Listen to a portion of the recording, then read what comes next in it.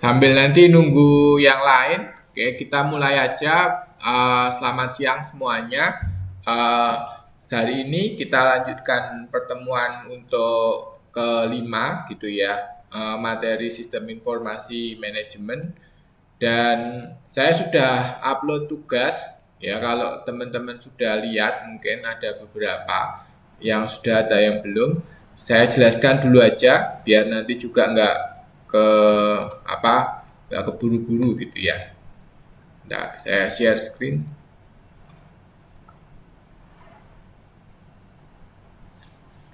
Oke ya.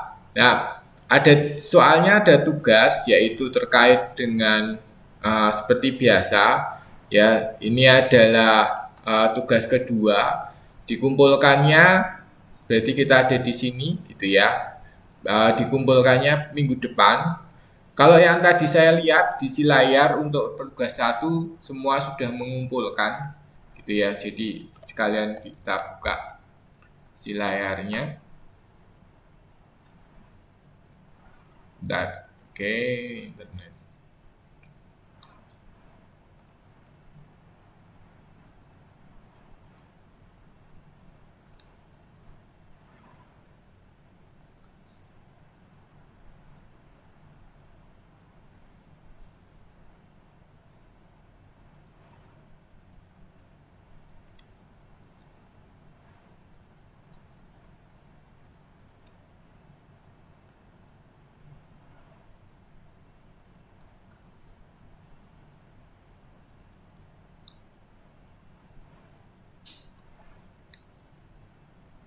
Di tugas satu semua sudah mengumpulkan, sudah ada 20 orang ya, coba ya.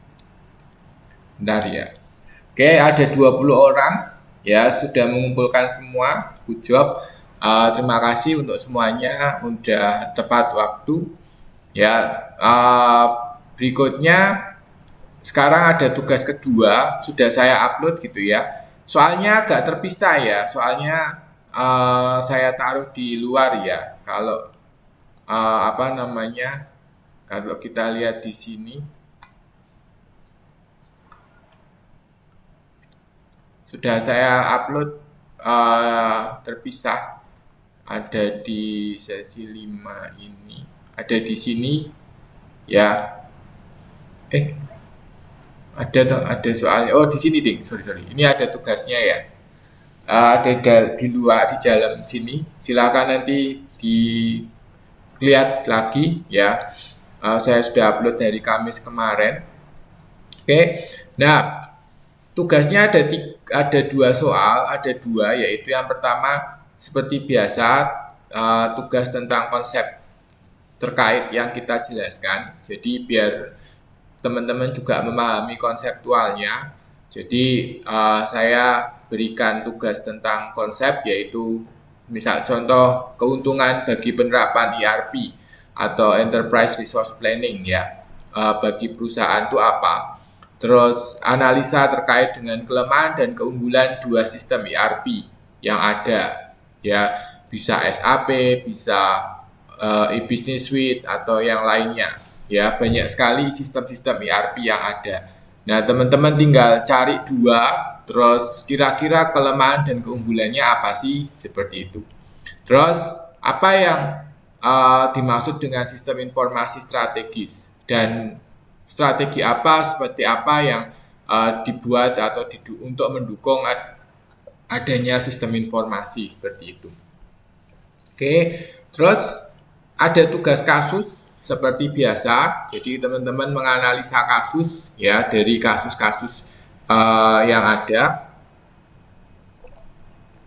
Nah, kalau saat kali ini saya ambil, sekarang kan penggunaan sosial media itu banyak ya.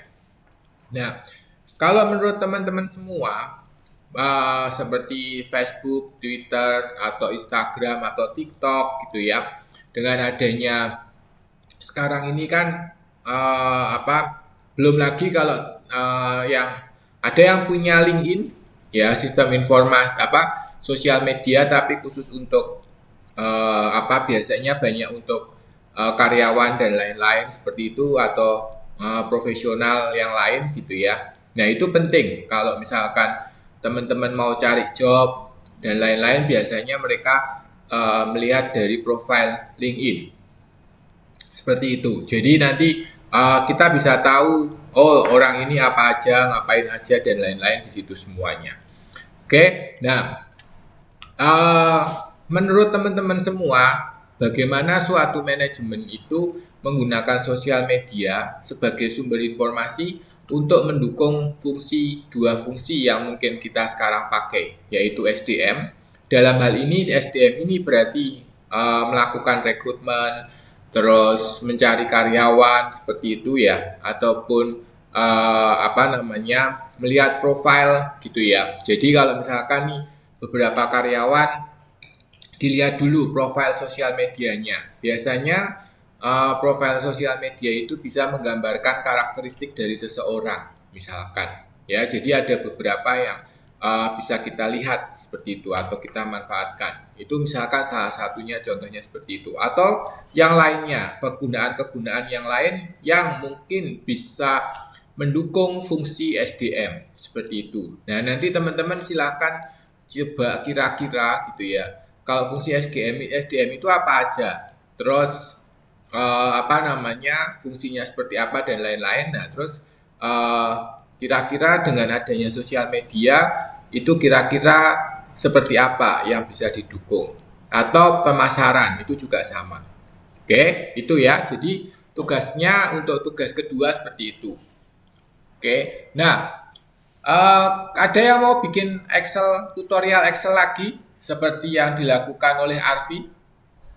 Kalau ada yang masih berminat, nggak apa-apa, saya buka, tapi japri saya dulu ya, istilahnya, atau di grup juga nggak masalah. Ya, bilang kalau memang berminat seperti itu.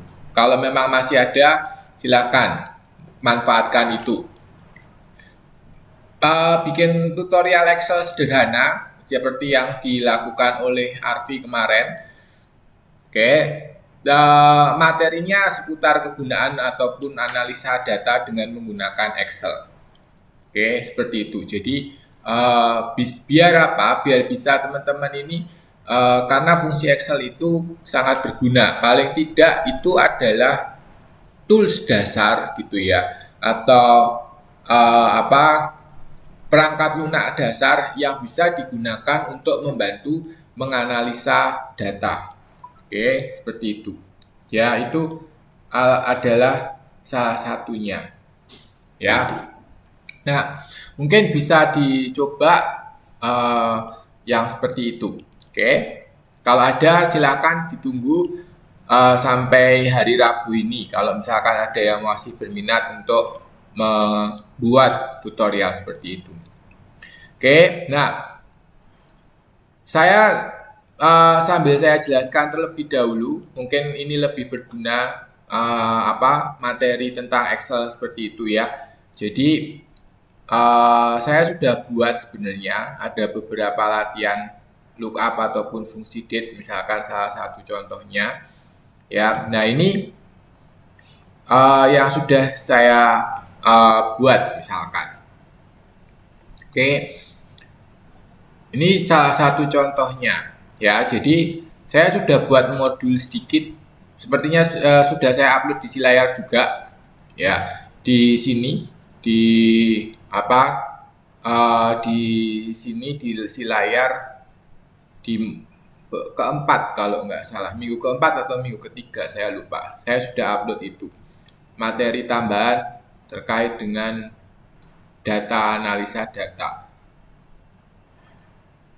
Nah, ini modul keempat ya. Modul keempat itu sudah ada. Silakan nanti bisa coba gitu ya. Nah, fungsi yang pertama saya coba itu adalah fungsi tanggal.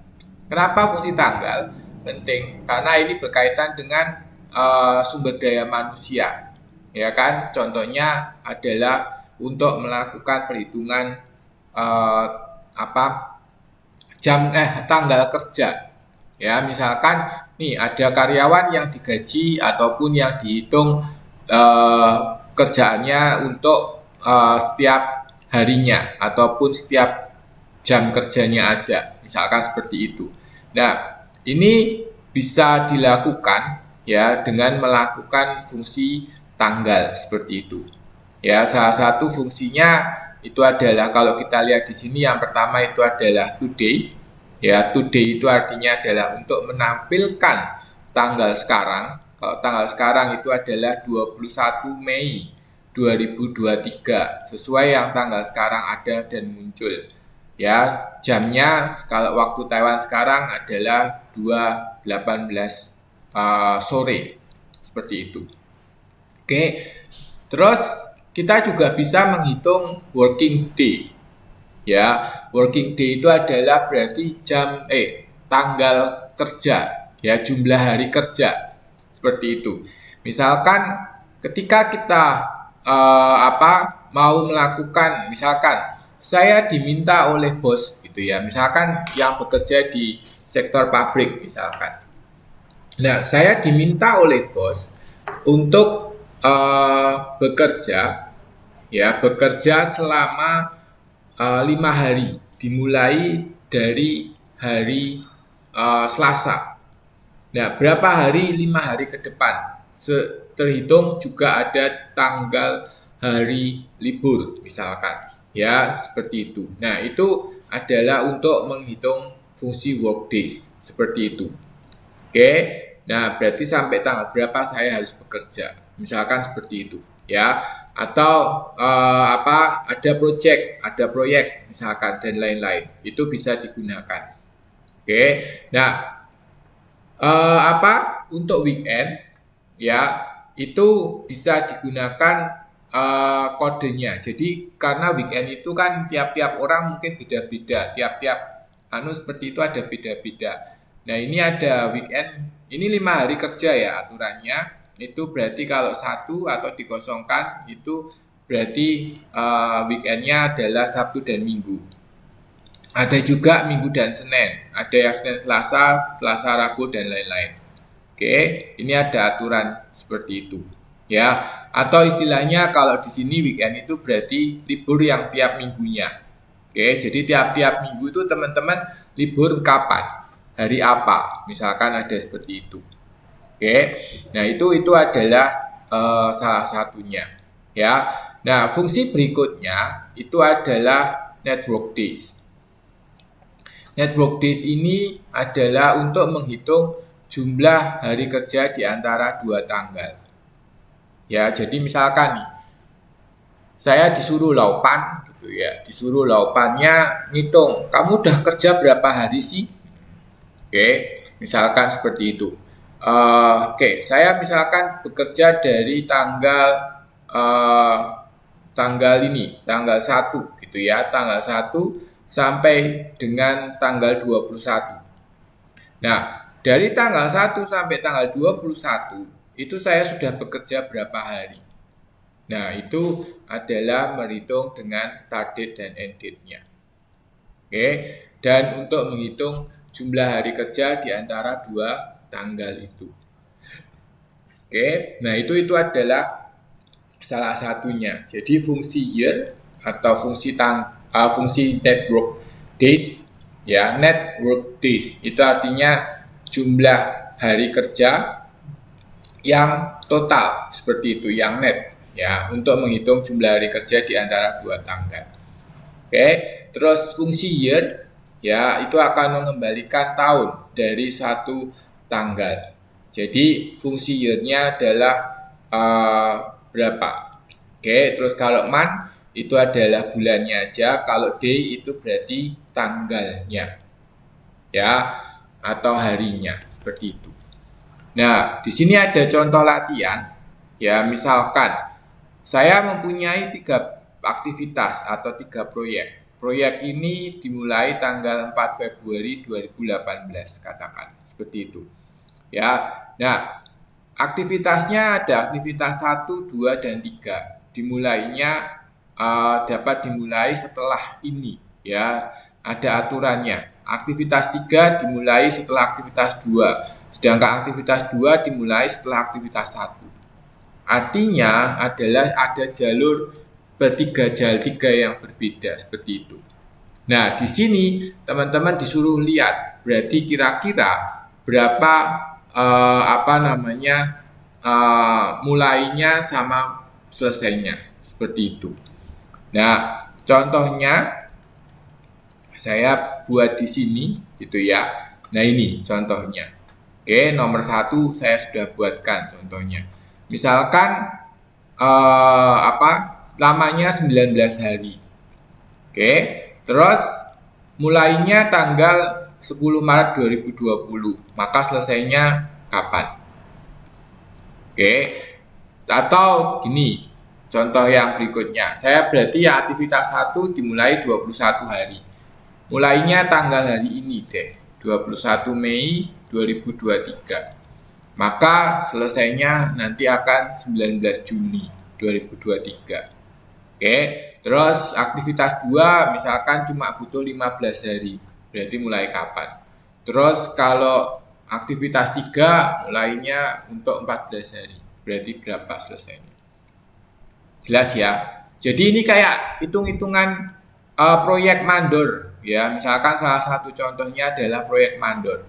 Ya, kalau kita punya proyek bangunan lah misalkan, atau teman-teman misalkan ada yang sedang bangun rumah di Indonesia, ada nggak? Ada yang sedang bangun rumah di Indonesia, mungkin di daerah asalnya gitu. Oke, atau sedang bangun kos-kosan misalkan, ya. Ada beberapa yang tahun lalu atau kapan ya sempat ngobrol itu ada yang sedang punya kos-kosan untuk teman-teman yang sedang kerja di Taiwan, ada itu. Ya. Nah, itu misalkan sedang bangun kos-kosan di daerah Jogja misalnya. Nah, misalkan terus butuh nih, aku kira-kira nanti mandori kerjanya misalkan dia bilangnya selama 100 hari, tapi Sabtu Minggu libur. Nah, kalian bisa harus hitung gitu kan. Kalau dimulai hari ini 100 hari, berarti selesainya kapan? Ya tinggal dihitung aja. Misalkan seperti itu, kita punya, oh berarti nanti kos-kosanku jadi itu tanggal 21 dari ini sampai tanggal perkiraan 6 Oktober itu harus sudah jadi. Ya kan? Nah, hal-hal semacam ini itu nggak perlu kita ngitung satu-satu karena sudah ada Excel tadi. Ya ini dasar, istilahnya dasar seperti itu. Nah, fungsi-fungsi semacam ini itu sangat diperlukan. Ya, terutama ya tadi, misalkan untuk perencanaan. Oh, berarti kalau gitu, aku tanggal 6 Oktober udah punya kos-kosan baru. Ya, karena sudah bekerja selama 100 hari harusnya sudah selesai. Nah, itu bisa dihitung seperti itu. Harapannya kita bisa melakukan simulasi ya, dan juga kita bisa mempunyai prediksi terkait dengan waktu selesainya. Oke, waktu selesai ini yang perlu seperti itu, yang diperlukan istilahnya. Jelas? Bisa ditangkap? Bisa? Ya, itu salah satunya contoh-contoh semacam ini. Ya, terus kalau ada hari libur, ini kan tanpa memperhatikan hari libur.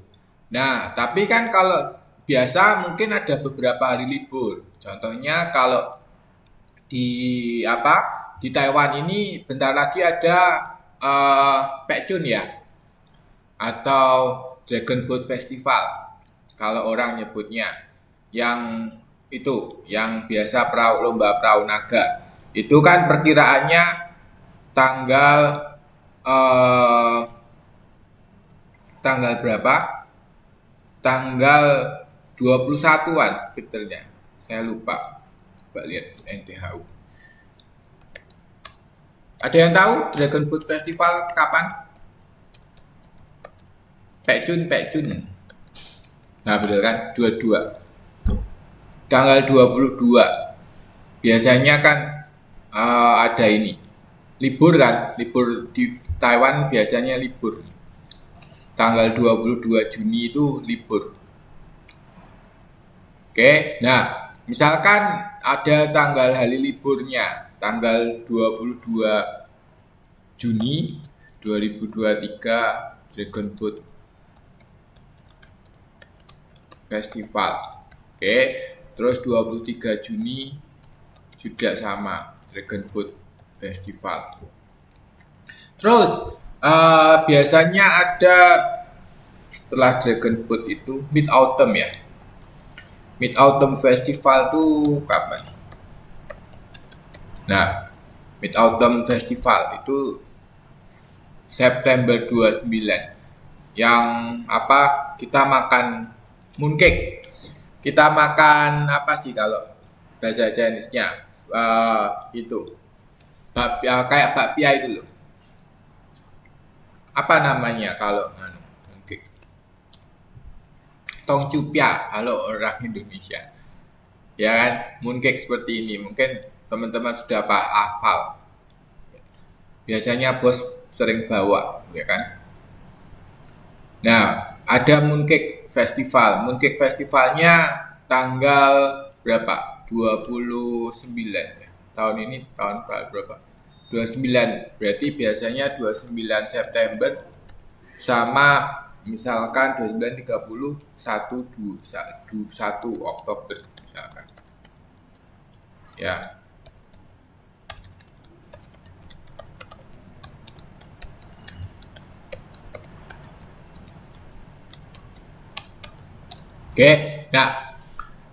Nah, terus kita juga sama nih, lagi bikin kos-kosan. Nah, aku misalkan kos-kosan yang kedua, kos-kosan yang ketiga, misalkan, ya, atau 150 hari, misalkan.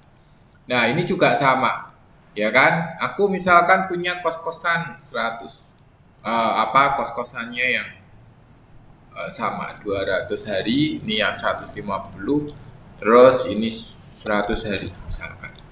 Ya. Terus ini bekerjanya ini berarti liburnya sampai sini ya.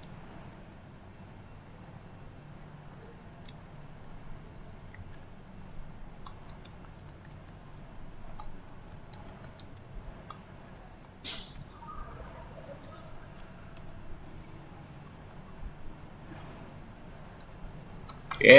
Nah, misalkan ini sama 21 Mei 2023. Nah, akan ada perubahan sedikit, ya kan? Karena ada perubahan di sini yaitu terkait dengan ada hari libur. Oke, maka itu akan memperhitungkan atau membuat beberapa terkait dengan tanggal. Ya, tanggalnya ini akan merubah sedikit banyak tentang tanggal itu. Oke, nah itu adalah salah satu ya yang ada terkait dengan tanggal. Jadi fungsi tanggal itu penting untuk apa? Agar kita bisa memprediksi kira-kira kalau misalkan saat ini terus di 100 hari ke depan itu kapan? Itu kan. Nah, itu adalah salah satu fungsinya. Ya, terutama mungkin untuk beberapa ini biasanya untuk manajemen proyek. Oke, seperti itu. Itu salah satu caranya. Ya, sama seperti yang tadi. Atau kalau teman-teman ada yang beternak ayam. Ayam itu sekarang berapa lama panennya? 30 hari ya. 30 hari, tapi kalau 30 hari, tapi kan kalau ayam itu nggak ada libur, hari libur ya, istilahnya seperti itu. Nah, jadi digunakan untuk memprediksi kira-kira saya harus panen kapan lagi. Ya, atau kalau ada yang punya lele, kolam lele di rumahnya, ada yang pelihara lele mungkin. Ya, nah misalkan 100 hari lagi, kalau lele itu berapa hari kali sih biar bisa lele konsumsi itu? Ya, misalkan seperti itu. Berapa Mbak? 3 bulan. 3 bulan. Berarti 90 hari ya Mbak? Atau berapa Mbak Win? Kecil. Biasanya itu pernah kakak saya itu pernah dari Hmm? satu jempol yaitu 3 bulan Pak baru di ini buka Baru di baru dipanen. baru diambil ya untuk dipanen ya. Misalnya sejempol kayak gitu masukinnya terus nanti 3 bulannya sekitaran 15 biji atau itu 1 kilo di Yang sini. anu toh segini ya, yang lele konsumsi itu toh yang biasa dipecel lele Iya, kan. iya, iya Pak. Iya ya, itu 3 bulan ya, itu bisa segitu ya. 3 bulan. Oke, kalau nila ada yang pelihara nila juga Mbak Win? Kalau nila belum belum tahu Pak. Tapi kalau ayam potong itu minimal 5 sampai 7 minggu udah panen. Nah, kalau 5 sampai 7 minggu itu berarti 5 itu berarti 30 hari ya.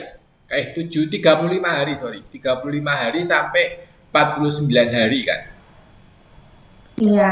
Nah, berarti kan bisa kita hitung gitu ya. Misalkan ya, apa namanya, kita bisa hitung. Misalkan ya, contoh ternak ayam, ternakan gitu ya. Misalkan nih ayam, terus ikan lele, ya kan? Terus ada ikan nila, misalkan. Lamanya, tanggal masuknya, gitu kan? Atau tanggal masuk benih, oke?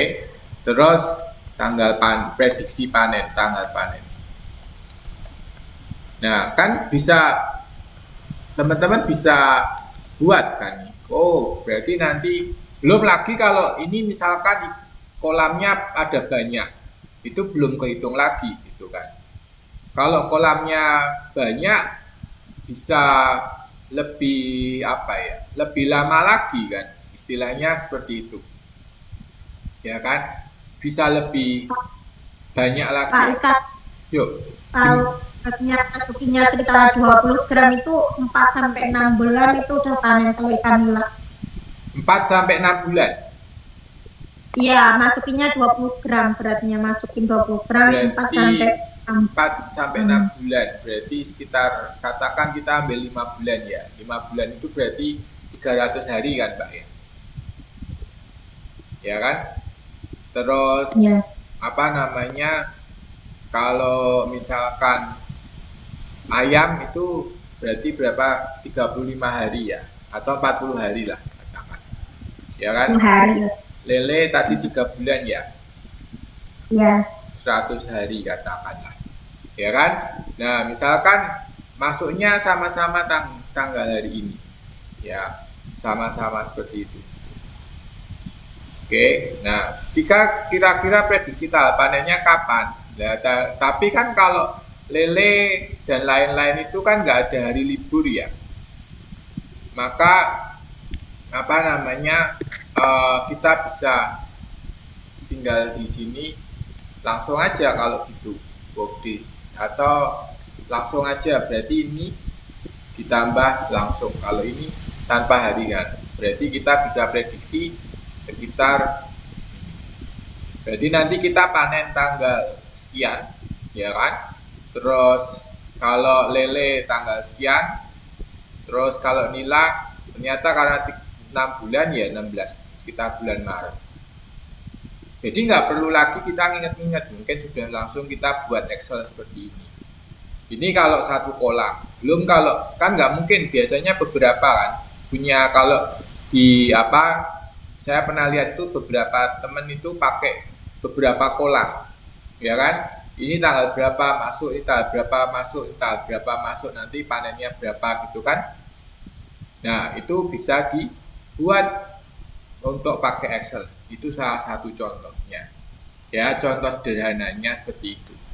Nah, inilah salah satu cara kita melakukan penggunaan teknologi informasi sederhana, meskipun ini hanya sederhana, tapi paling tidak kita bisa me, menggunakan gitu ya. Apa yang kita dapat untuk meningkatkan atau melakukan pengingat-ingat seperti itu.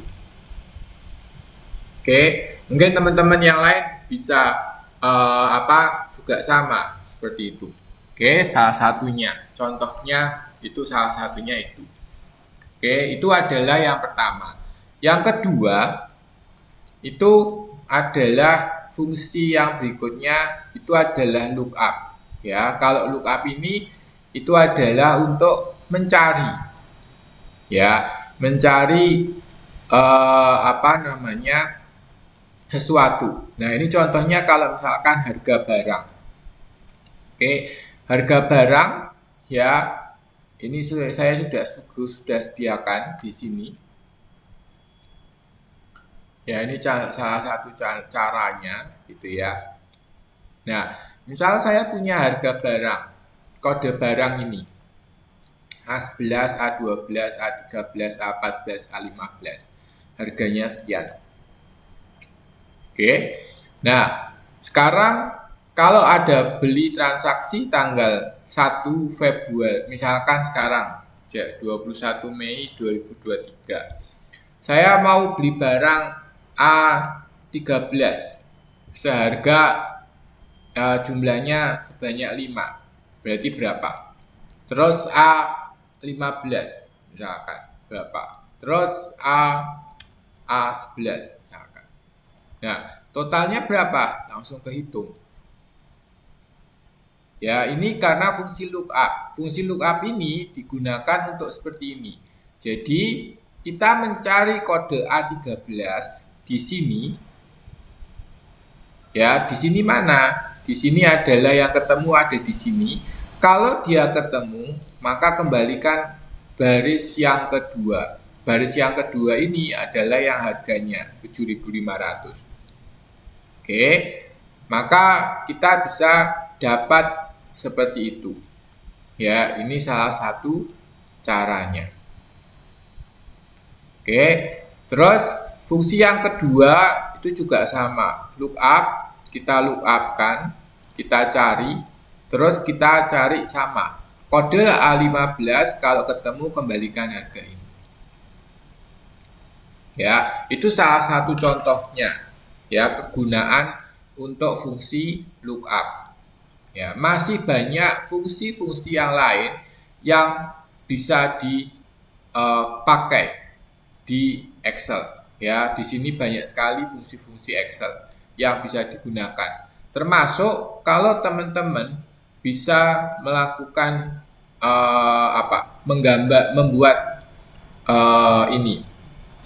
membuat data. Saya carikan ya. Itu dulu tuh pernah ada SIM yang lama ya.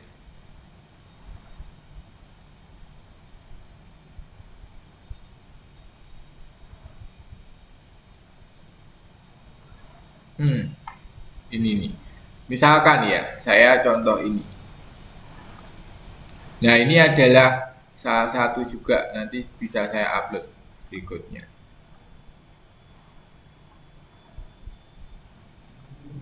Nah, kalau yang berikutnya ini adalah terkait dengan grafik.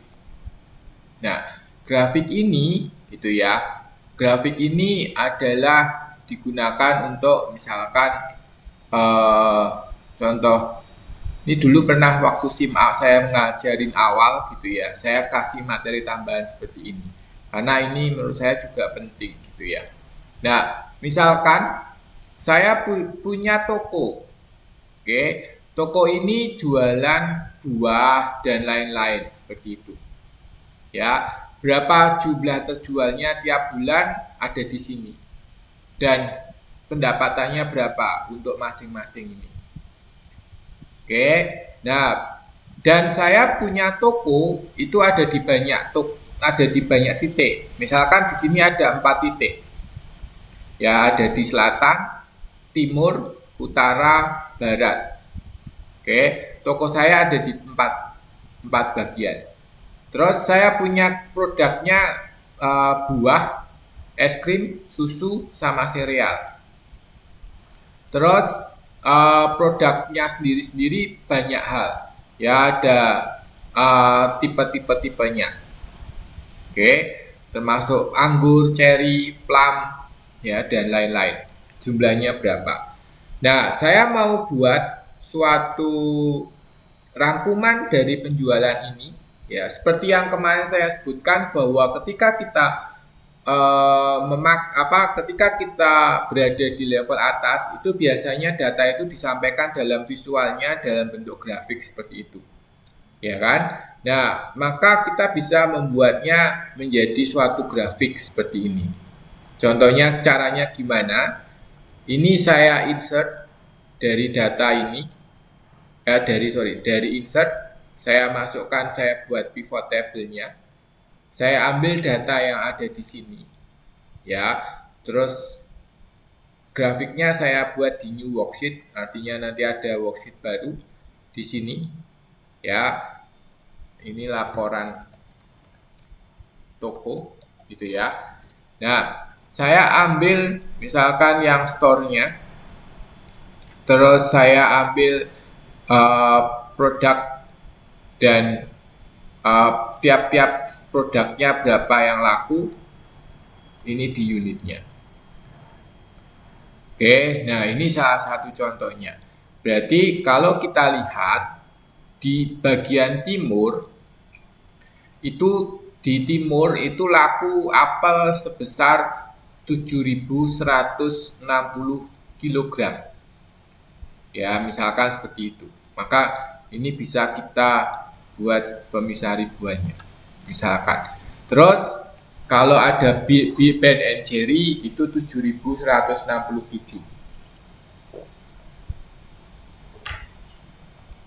Breyers itu 13.380. Oke. Cheerios itu 11.677. Terus Cherry itu sebesar 14.397 dan seterusnya. Jadi kita itu nggak perlu ngitung sendiri-sendiri manual tengklenik gitu ya, istilahnya kalau orang Jawa bilang tengklenik satu-satu gitu. Serahkan aja pada Excel yang buatnya. Nah, kalau kita mau buat dalam bentuk grafik, tinggal kita buat grafiknya. Ya, misalkan seperti ini. Mungkin bisa dibuat line atau mungkin bisa dibuat scatter seperti ini, misalkan. Oke. Di tiap-tiap toko seberapa sih yang laku apa sih? Nah, kan kelihatan kan? Nah, ini yang kita lihat seperti ini contohnya. Oh, ternyata kalau kita bandingkan yang produk ini itu yang paling laku di di barat. Di timur nggak terlalu laku. Oke, tapi di timur itu rata-rata semua laku barangnya. Meskipun sedikit-sedikit. Paling sedikit ini. Ya, tapi kalau secara keseluruhan antara toko di timur dengan toko di utara itu ternyata lebih tinggi toko di timur. Ya kan? Jadi banyak hal yang bisa kita analisa atau banyak hal yang perlu bisa kita lihat seperti itu. Apel ini ada di paling sini ya kan? Apelnya itu ada, ini yang biru ya, apel itu yang ini deh, Ternyata apel itu yang paling laku di barat. Sedangkan kalau coklat itu apa? Ini ya, oranye ya. Oke. Nah, coklat itu paling nggak laku di utara. Ya kan? Tapi paling lakunya ada di barat. Oke, seperti itu. Terus kalau plum, mungkin ada yang sering makan plum. Di Taiwan kan banyak plum ya. 5 ini kan, ya plum. Plum ini paling nggak laku di utara. Hanya laku 8.000 kilo misalkan. Terus paling laku di barat, Mas Yan. Ya, seperti itu. Terus kalau ini adalah Breyers. Ya, itu paling laku di daerah selatan. Tapi yang lainnya nggak terlalu laku banget. Misalkan. Ya, jadi tiap-tiap daerah itu mempunyai karakteristik masing-masing penjualannya. Ya, seperti contoh kalau di toko indeks misalkan. Ya, mungkin ya di Sincu orang lebih suka minum jahe.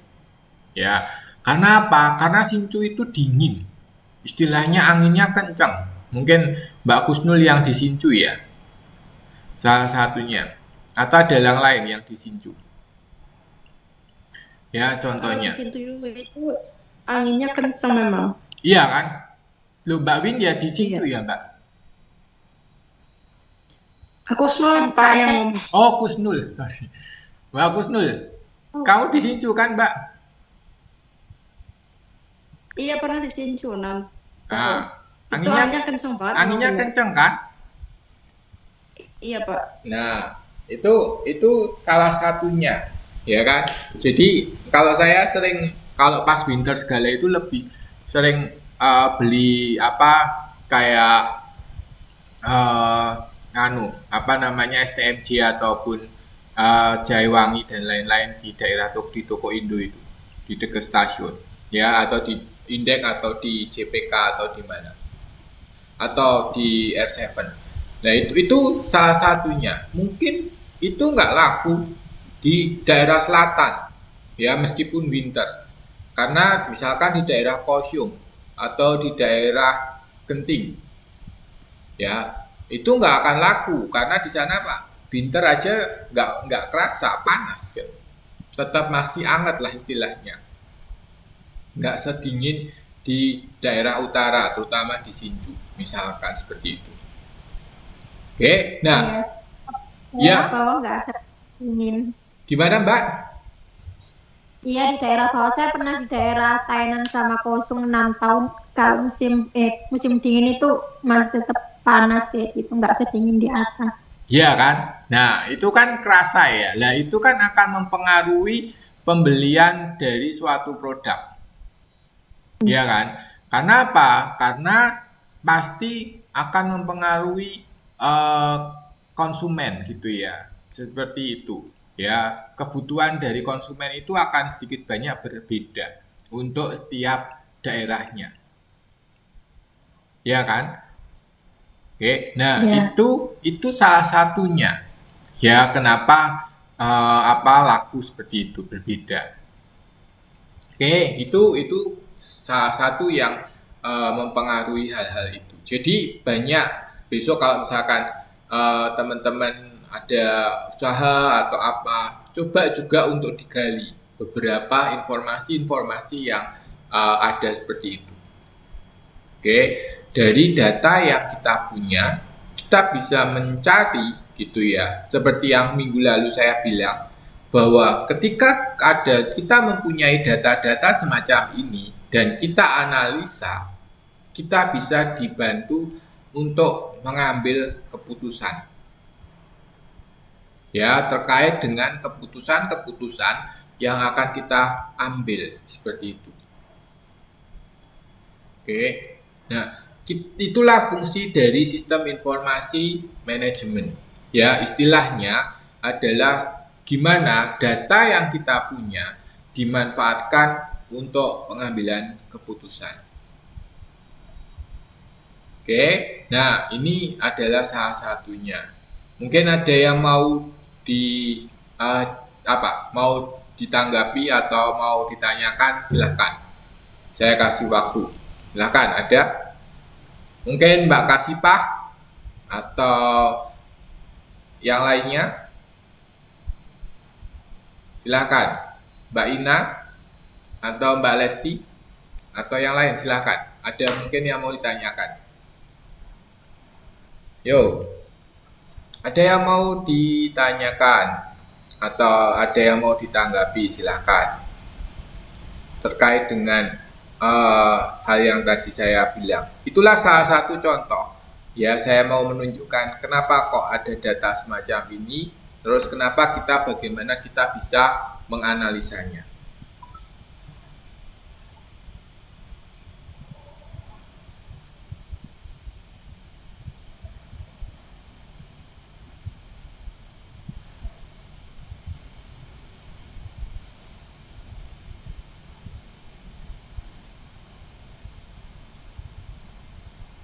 Ada? Silakan kalau ada.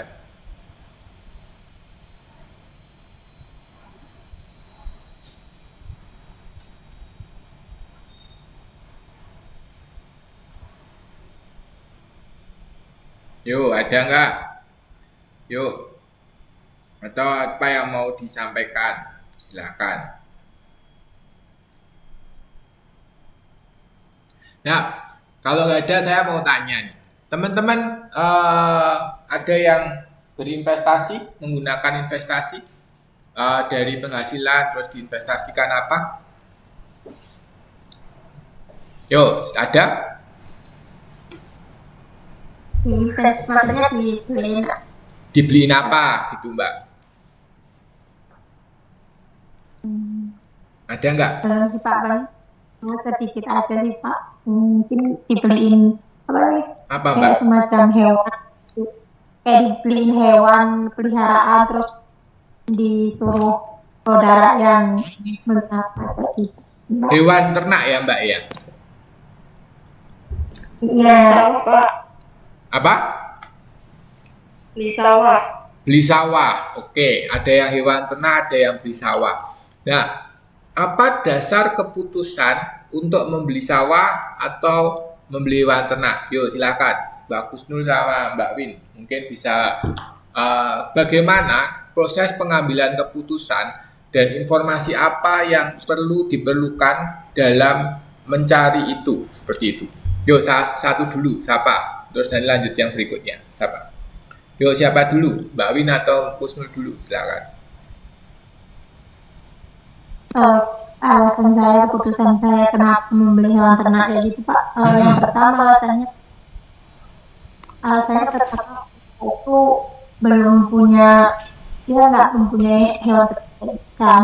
Kalau saya membeli biar dia melihara, biar sama-sama mempunyai kayak gitu loh Pak. Menguntungkan buat dia juga, jadi menguntungkan juga buat saya juga nanti punya apa namanya? Kan itu kan nanti mana-mana kayak gitu Pak. Iya, beranak ya. Istilahnya nanti ada turunannya ya. Ya, nanti yang tahun ini kan buat beliau, nanti tahun depan buat saya kayak gitu dan seterusnya kayak gitu Pak. Jadi kayak sama-sama saya punya, saudara saya, kakak saya itu juga punya gitu. Jadi sama-sama kita punya peliharaan gitu lah Pak. Tidak membantu perekonomian dia juga. Kalau seandainya pengen beli apa kan nanti itu beli gitu loh Pak. Oke. Yang kedua buat investasi jangka panjang, kalau seandainya udah pulang ke Indonesia, kalau sudah menikah itu kan bisa kembali lagi nanti yang melihat ya gitu. Oke. Nah, ketika beli ternak seperti itu, Mbak Win, lihat-lihat tanggal-tanggal tertentu atau bulan-bulan tertentu, terus kapan belinya, kira-kira seperti itu, Mbak, atau beli-beli aja? Biasanya kalau saya tuh ngumpulin dulu ya Pak kayak gitu, terus nanti kalau ada aman yang ngomong oh ada yang jual kayak gitu, yang ini yang jual harga agak miring, baru nanti ke bawah saya yang ini beli kayak gitu. Enggak lihat tanda-tanda enggak sih Pak, cuma kadang ada yang jual murah kayak gitu kan terus dibeli. Oh, nah pada saat jual murah gitu perlu dilihat nggak? Misalkan ini jangan-jangan kena penyakit gitu terus dijual murah gitu nggak? Atau perlu dilihat seperti itu atau enggak? Pasti dicek Pak sama orang rumah, itu keluarga di rumah pasti dicek gimana kesehatannya, terus kenapa alasannya dijual kayak gitu Pak. Kalau seandainya kadang kan di kampung itu kan kadang ada yang butuh mepet kayak gitu Pak, anaknya butuh biaya sekolah atau untuk biaya berobat kayak gitu Pak. Oke, nah itu berarti kan ada beberapa informasi yang terkumpul ya, istilahnya beberapa informasi yang digunakan untuk membantu Mbak Win untuk memutuskan seperti itu kan? Oke, Iya. good. Ya, Mbak Kusnul atau Mbak Ina tadi juga ada. Mbak Kusnul dulu yuk. Setelah itu Mbak Ina tadi juga nyambung nih. Yo, Mbak Kusnul mungkin. Oh, tuh Kalau ada. saya sih memang, Heeh. kalau saya sih memang basic dari keluarga petani, Pak. Oke. Terus? Terus saya juga berpikir kalau misalkan beli sawah itu kan semakin tahu semakin mahal. Mm-mm. Terus, Mbak, cari taunya ini mau beli di mana dan lain-lain itu dari mana, Mbak? Oh, biasanya penjual itu datang langsung ke rumah, Pak. Jadi menawarkan. Oh, nawarin ya. Iya, iya. Soalnya memang dari basic keluarga itu petani, jadi orang udah pada tahu. Jadi yang misalkan mau jual itu datang ke rumah nawarin begitu. Oke. Nah, itu ketika beli terus ada waktu-waktu tertentu atau cari informasi apa yang kira-kira dibutuhkan untuk mendukung keputusan, ya aku mau beli gitu, Mbak. Apalagi lokasi, Pak. Lokasi misalkan yang strategis. Oke. Misalkan kalau sawah itu kalau dari keluarga saya itu sukanya yang agak pinggir jalan biar eh, gampang. Mm-mm. Biasanya kan sawah ada yang di tengah sawah tuh, yang di tengah-tengah. Mm-mm. Kalau keluarga saya mungkin saya pribadi juga carinya yang agak pinggir jalan yang lokasinya strategis gitu. Oke. Nah, kalau sertifikat dicek juga nggak? Oh, sertifikat iya. Misalkan ada beberapa kan sekarang yang konflik kayak gitu-gitu gitu. Iya Pak, sertifikat itu harus dicek. Tapi sejauh ini aman sih. Kalau orang yang nawarin itu pasti nggak bermasalah. Jadi kayak sertifikat itu aman.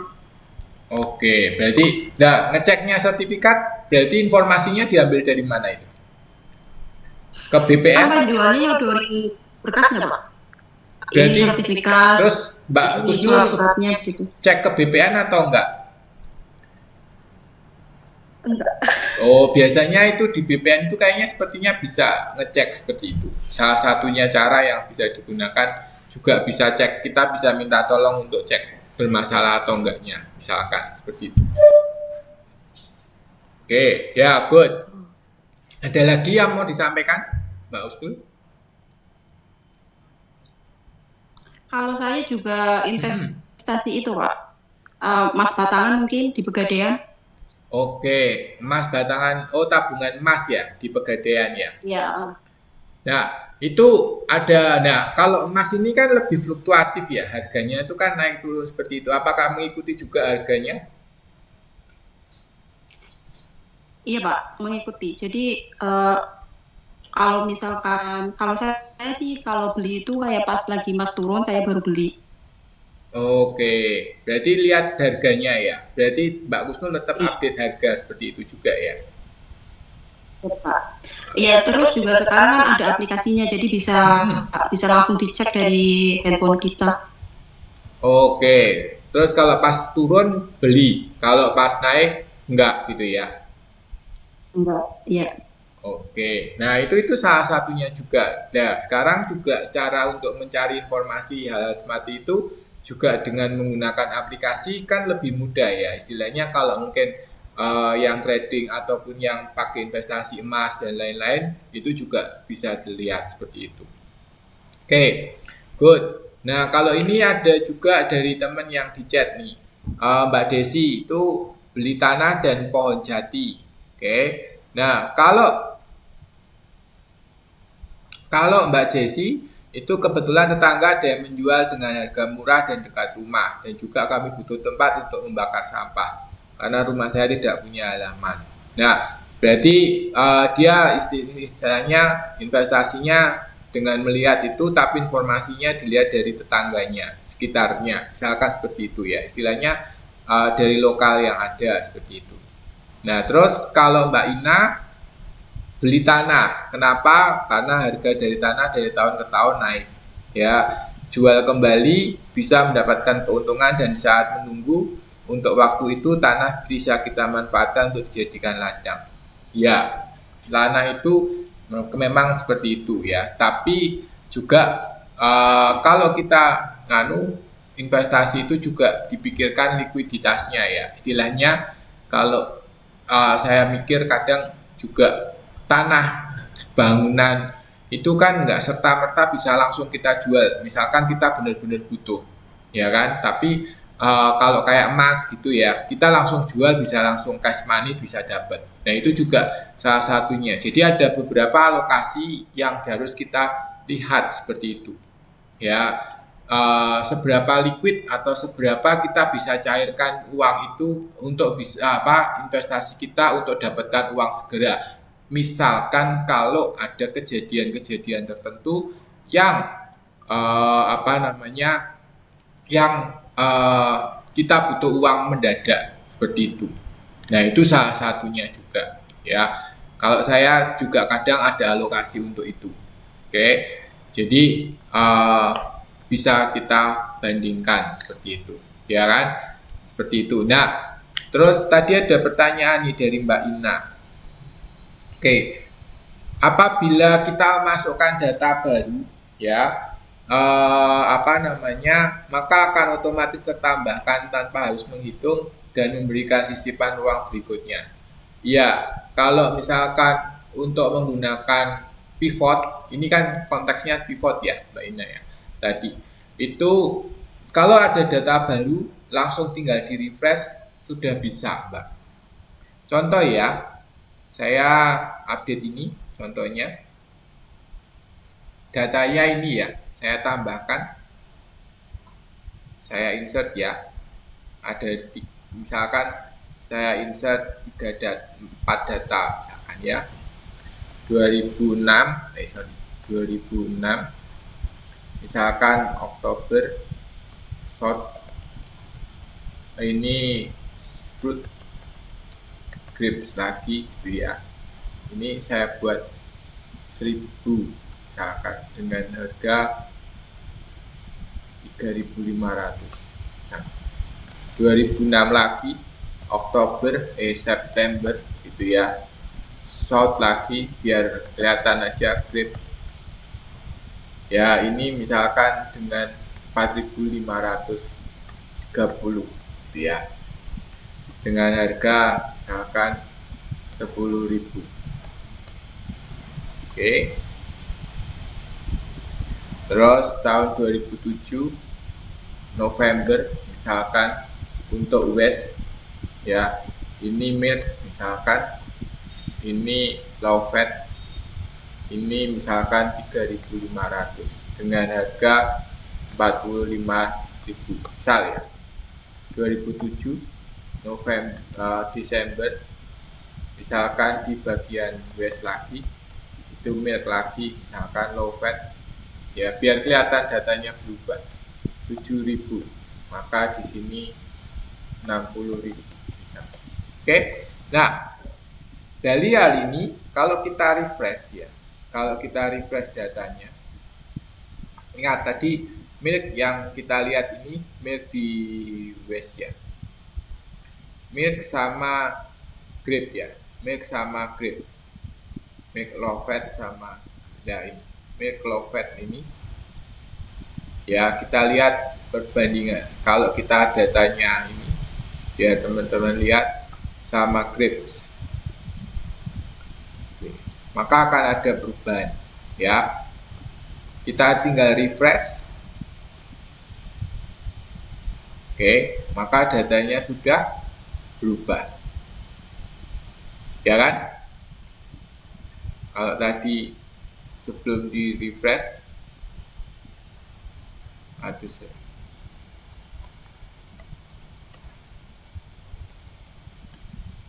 oke, maka belum ada ininya. Tapi ketika sudah di refresh, maka datanya akan langsung berubah.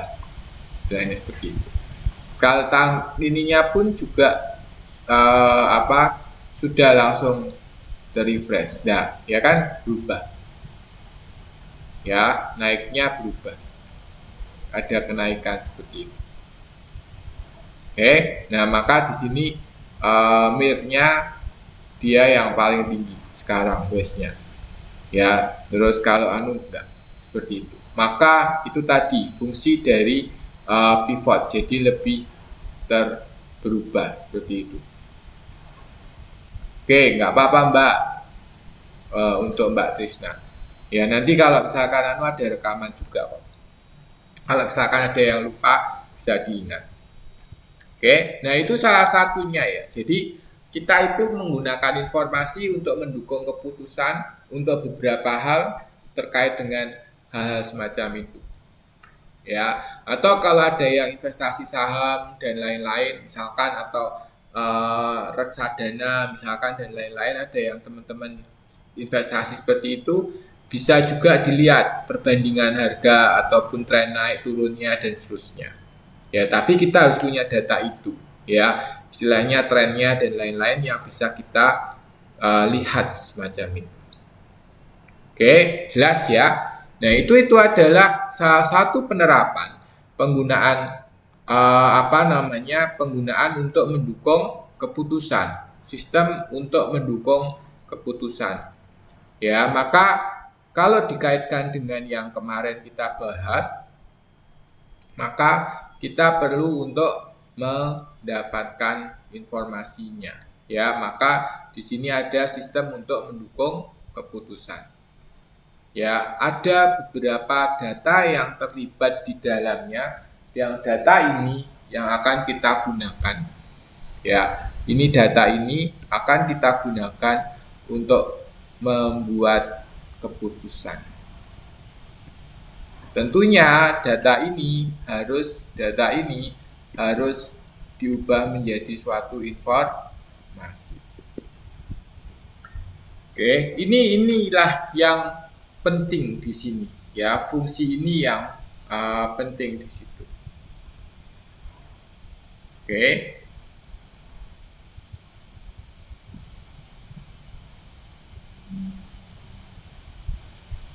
Jelas ya? Itu adalah salah satu cara untuk pendukungan keputusan. Dan kalau dengan menggunakan sistem informasi level atas, itu ada grafik di sini yang penting. Ya, karena biasanya ini untuk eksekutif dan lain-lain itu atau pimpinan perusahaan, dia lihat lebih condong itu lebih melihat untuk secara visualnya. Jadi kayak tadi gitu ya, misalkan seperti ini, ya kan? Ini lebih mudah untuk kita bisa lihat. Oh, ternyata ini nih yang paling tinggi. Ya kan? Terus di sini yang paling tinggi hijaunya ada di sini. Ya kan? Terus kalau secara keseluruhan, ini barang di shop ini yang paling banyak tokonya yang paling laku misalkan. Ya, atau apa produknya? Ternyata di produk di sini ini yang paling laku. Ya kan? Jadi lebih mudah untuk orang bisa menggambarkan, melihat secara visualnya, ya, ketika itu. Maka ini kaitannya dengan apa yang disampaikan, yaitu ada di sini. Oke, jadi penggunaan untuk membuat secara visual. Nah, itu ya, terus kemarin kita juga sudah bahas tentang ini, cost leadership, diferensiasi serta fokus. Oke. Nah, ini juga kita sudah bahas kemarin, sudah API gitu ya. Nah, sekarang lanjutnya itu adalah apa peran teknologi, bagaimana ketika kita melakukan pengembangan teknologi informasi. Nah, ada beberapa hal. Yang pertama itu adalah terkait dengan data flow. Ya, data flow ini adalah aliran data atau biasa disebut dengan DFD, data flow diagram. Ya. Nah, itu adalah aliran data yang digunakan seperti itu. Bagaimana data ini bisa untuk membantu data ini kan bergerak ya, istilahnya data ini digunakan untuk beberapa pihak.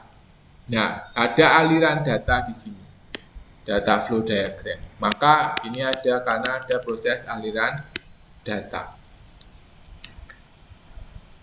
Ya, itu. Maka suatu network yang menggambarkan suatu sistem atau komputerisasi itu harus melihat aliran data seperti itu. Oke, di sini ada entitas eksternalnya, ada prosesnya dan seterusnya. Oke, nah ada dua hal ketika kita berbicara tentang aliran data. Itu yang pertama itu adalah data fisik. Data fisik ini adalah dokumen, contohnya, ya kan? Kalau kayak teman-teman misalkan ketika kemarin mau masuk atau gini, untuk yang mau cuti misalkan, kan ada dokumen yang mengalir kan. Misalkan dokumen ini diisi dulu formnya oleh teman-teman gitu ya, oleh PMI, pekerja migrannya, terus diserahkan ke law bosnya atau lawpannya, ya kan. Terus nanti ini akan dimasukkan ke agensi, ya kan. Nah, agensi yang akan mengurus misalkan seperti itu, ya kan. Ada aliran data, aliran dokumen di sini yaitu izin cuti, ya kan. Itu salah satunya. Atau mungkin kemarin pada saat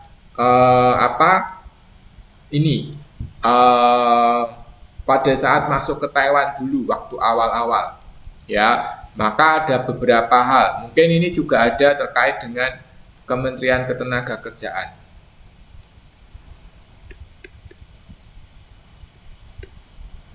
Ya kan, ada juga BP2MI ya, BP2MI atau apa sih?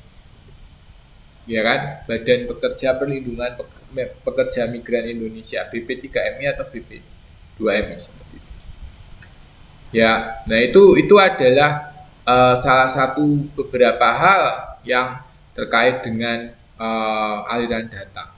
Aliran data secara fisik dan aliran data secara logika. Secara logika di sini artinya adalah secara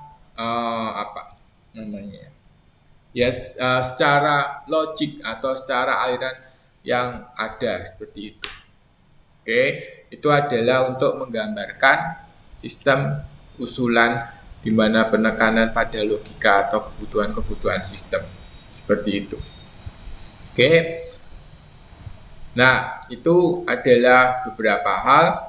Terus ketika kita mau buat gambar DFD, ya, maka kita lihat eksternal entitasnya serta bagaimana data ini dan juga disimpan di mana. External entity serta data store-nya. Oke. Nah, dalam DFD itu tidak boleh ada beberapa aturan. Yang pertama, tidak boleh menghubungkan eksternal entitas luar dengan eksternal entitas. Ya, di situ harus ada proses nanti di dalamnya.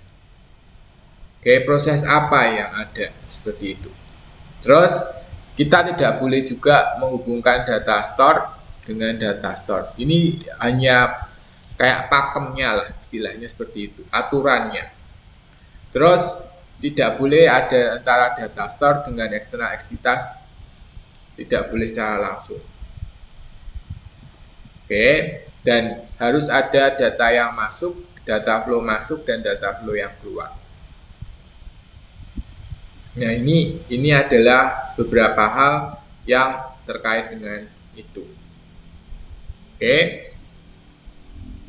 Nah, contoh DFD langsung aja gitu ya. Nanti sini hanya sebagai gambaran aja seperti itu.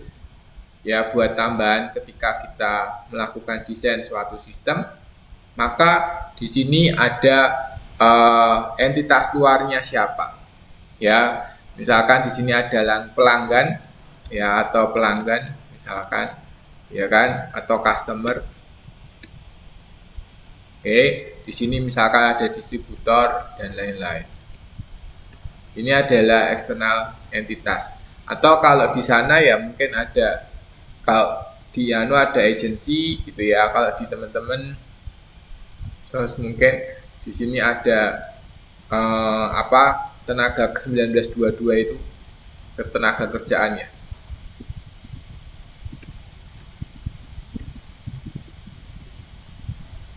Taiwan misalkan, ya kan, dan seterusnya. Nah, itu adalah salah satunya. Ya. Terus proses, di mana proses ini ditunjukkan dengan bulat bisa, kotak seperti ini juga bisa. Seperti itu. Oke. Proses ini adalah suatu aktivitas. Ya, jadi ada aktivitas atau suatu kegiatan seperti itu untuk menunjukkan apa yang dikerjakan, apa sih kerjaan seperti itu.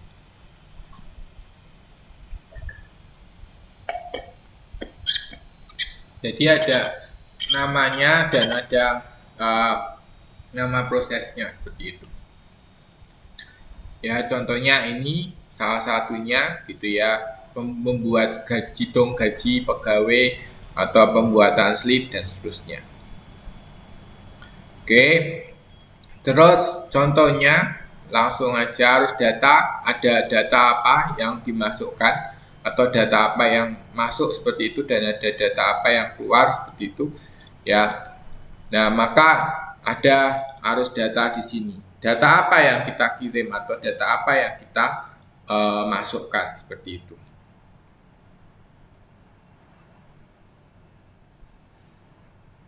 Oke.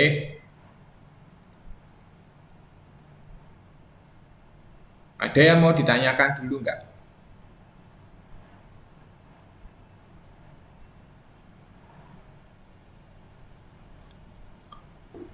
Nah, itu salah satunya. Terus berikutnya itu adalah prosesnya, bagaimana proses ini bisa terjadi seperti itu ya, dan proses aliran datanya. Maka harus menerima dan menghasilkan arus data. Nah, ini contohnya. Ya, jadi kalau pelanggan mau order, maka di sini ada seperti itu. Atau kalau konsumen gitu ya, misalkan konsumen atau pelanggan ya mau beli barang, maka di sini ordernya apa, terus pembelian.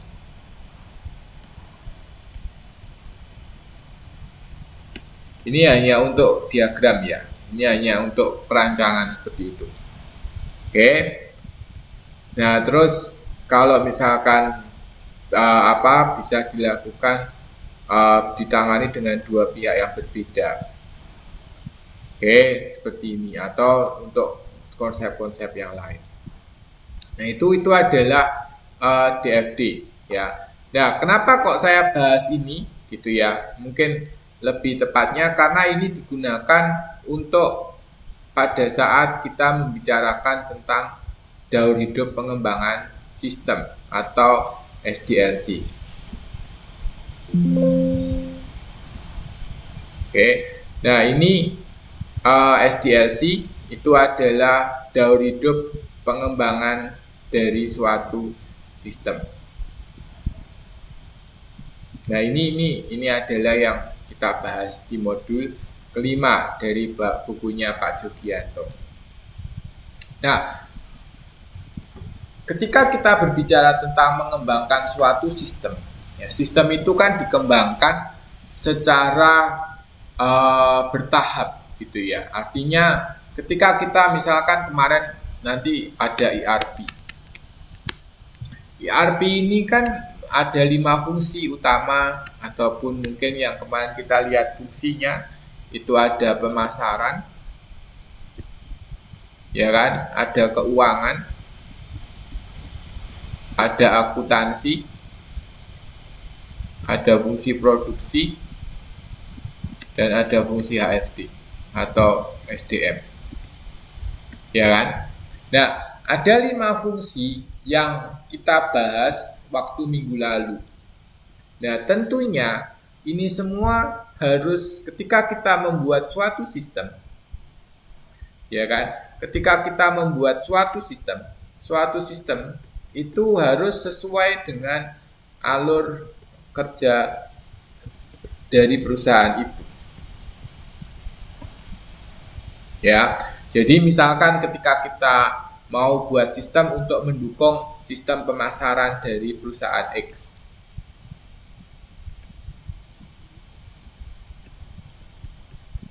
Ya, dari PT X misalkan. Maka pemasaran yang ada sesuai dengan yang ada di PT X ini apa?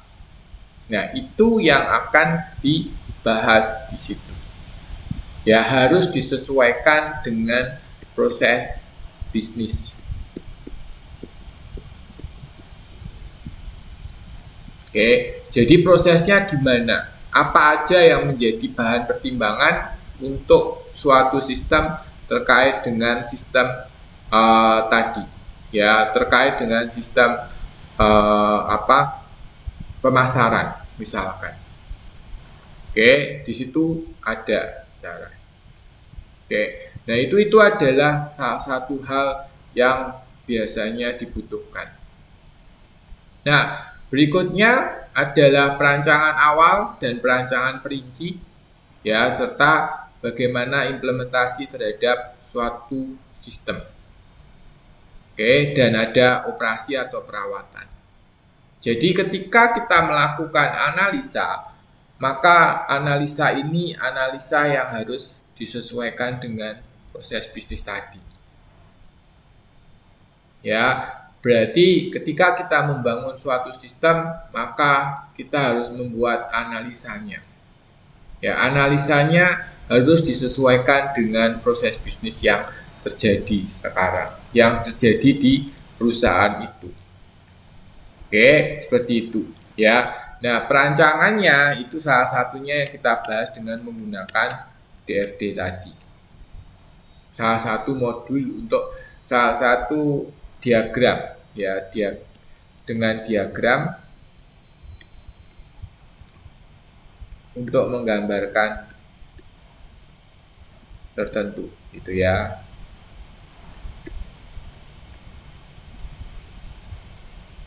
Oke, itu adalah salah satu cara untuk itu. Oke. Nah, daur hidup pengembangan sistem itu ada 5 yang tadi kita sudah sebutkan, gitu ya.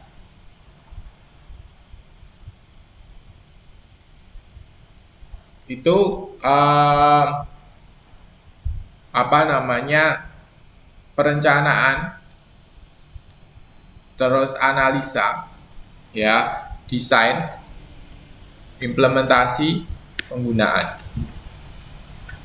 Oke. Nah, untuk daur hidup ini, ya, itu ada 5 hal yang terjadi seperti itu. Oke. Nah, ini adalah proses yang berkelanjutan, istilahnya muter, ya, cyclic, istilahnya seperti itu. Ya, jadi rantai, seperti rantai, ya, rantai yang berputar atau berproses seperti itu. Jadi ketika kita melakukan perencanaan, setelah itu maka nanti akan kita analisa, ya, kebutuhannya apa dan seterusnya. Terus kita akan melakukan desain. Oke, dari desain kita akan lakukan implementasinya dan juga ada perawatan di sini. Ya, perawatan. Oke, terus setelah itu baru di sini ada penggunaan. Penggunaan ini juga nanti akan ada perawatan lagi, gitu ya. Dan di sini mungkin ada uji cobanya dan lain-lain. Oke, nah itu adalah untuk daur hidup pengembangan suatu sistem. Nah, ini juga sama, ya.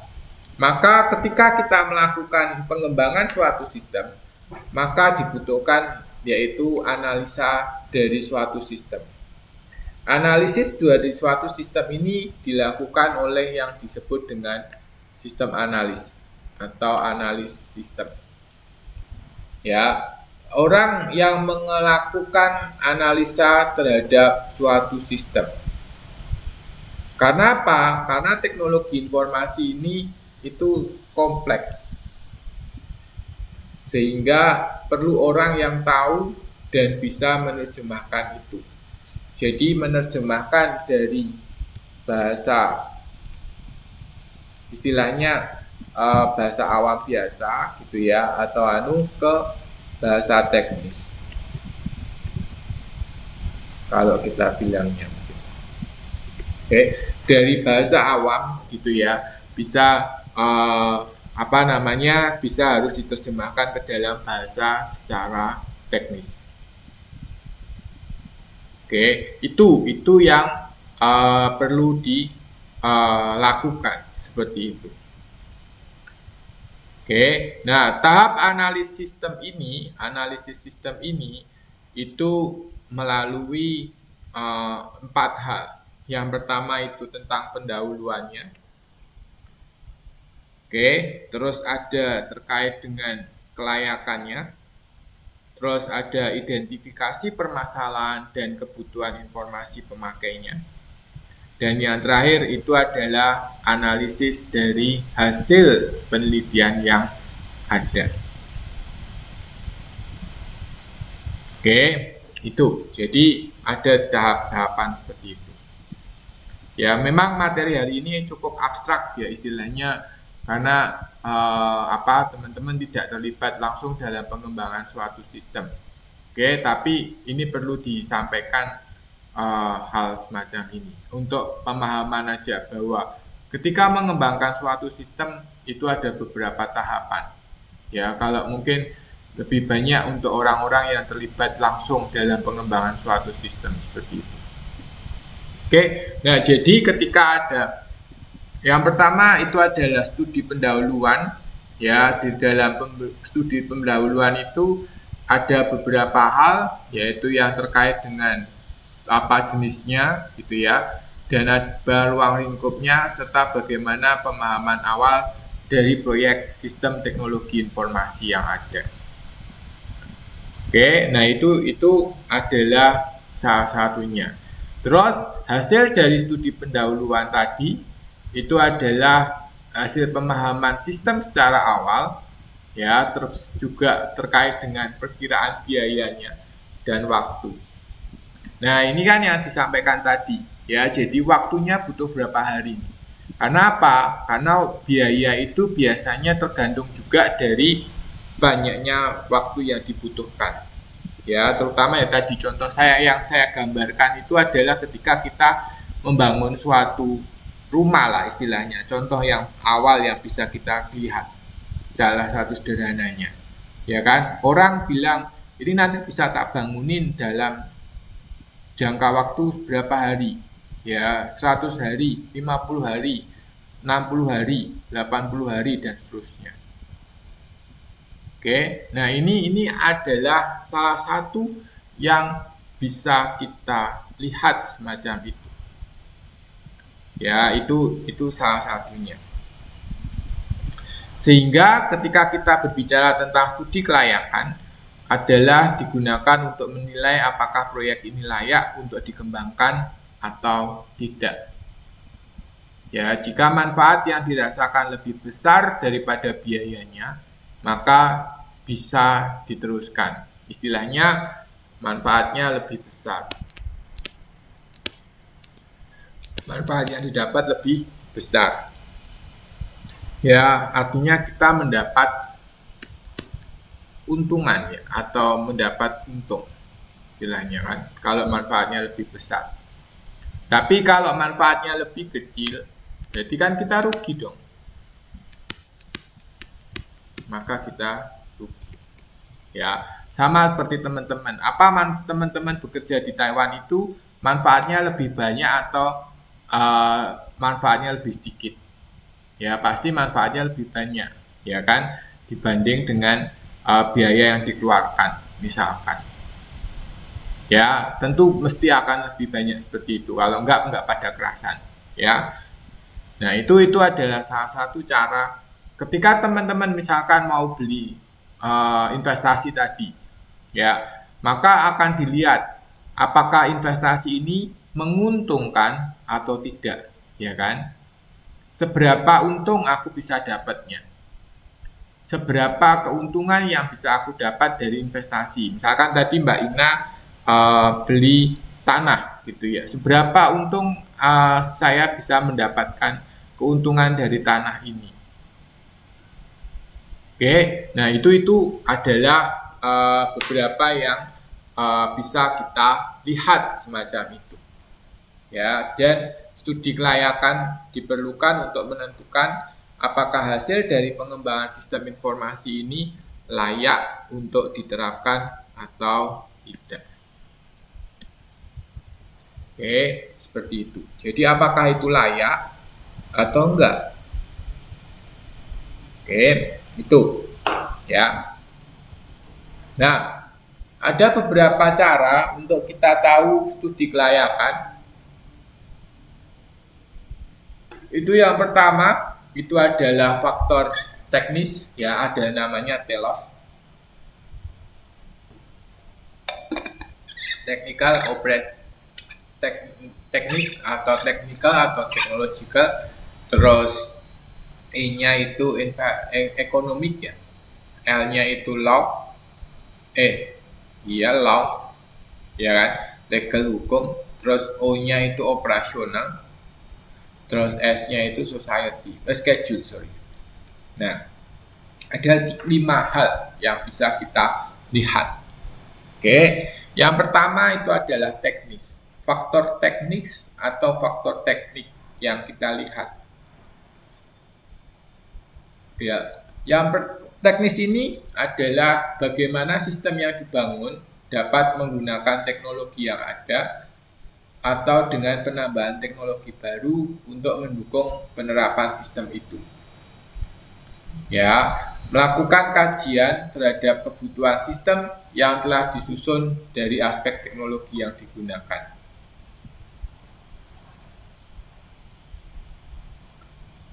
Oke, itu adalah Jadi kita lihat, dan infrastruktur teknologi yang akan digunakan, kebutuhan perangkat lunaknya, kebutuhan perangkat kerasnya, serta ketersediaan teknologi yang ada di pasaran. Seberapa teknologi ini tersedia di pasaran. Oke. Sedangkan untuk ekonomi, ya, ekonomik atau ekonomis itu adalah ketersediaan sumber dana yang dimiliki oleh tim pengembang untuk melakukan pengembangan perangkat lunak. Manfaat yang berwujud, ya, dan manfaat yang tidak berwujud. Artinya adalah manfaat yang berwujud itu adalah bisa dirasakan atau bisa dilihat dengan nilai uang, gitu ya. Tapi ada juga manfaat yang tidak berwujud atau tidak dapat dinilai dengan uang. Apa itu? Yuk, silakan. Ada yang bisa dari modul juga ada. Silakan, mau dibantu jelaskan?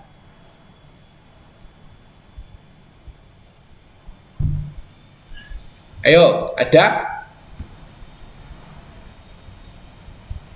yang mau bantu untuk menjelaskan itu? Apa manfaat berwujud dan apa yang disebut dengan manfaat tidak berwujud?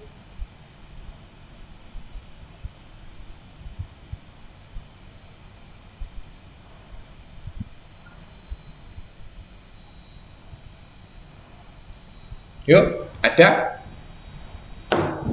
Mungkin dari chat, mungkin ada.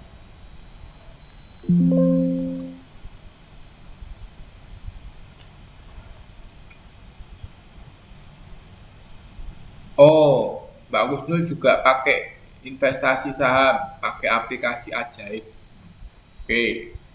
Nah, kalau investasi saham seperti itu, tentu kita harus lebih cermat lagi, ya kan? Dalam artian ketika kita menggunakan aplikasi ketika itu kita lihat fluktuasi harganya, ya. Fluktuasi harga dari saham itu juga akan berpengaruh seperti itu. Ya kan? Kita kapan beli, kapan jual gitu ya. Itu juga berpengaruh. Oke, mungkin dari Mbak yang lain, yuk silakan. Dari Mbak Kasifah atau mungkin Nurul atau Elvin. Ada yang mau apa itu manfaat berwujud atau apa yang itu manfaat tidak berwujud? Atau Mbak Trisna atau Eka atau Mbak Lesti. Pak Trisna itu cowok, Pak, bukan. Oh, sorry, Mas Trisna. Oh, Trisna itu cowok ya. Trisna Jayati, Pak. Oh iya, Trisna Ari Jayadi. Sorry Mas. Yo, Tadi pagi dosen manggilnya Mbak Trisna. saya namanya apa ya? Nama bisa nama cowok, bisa nama cewek itu, Trisna itu.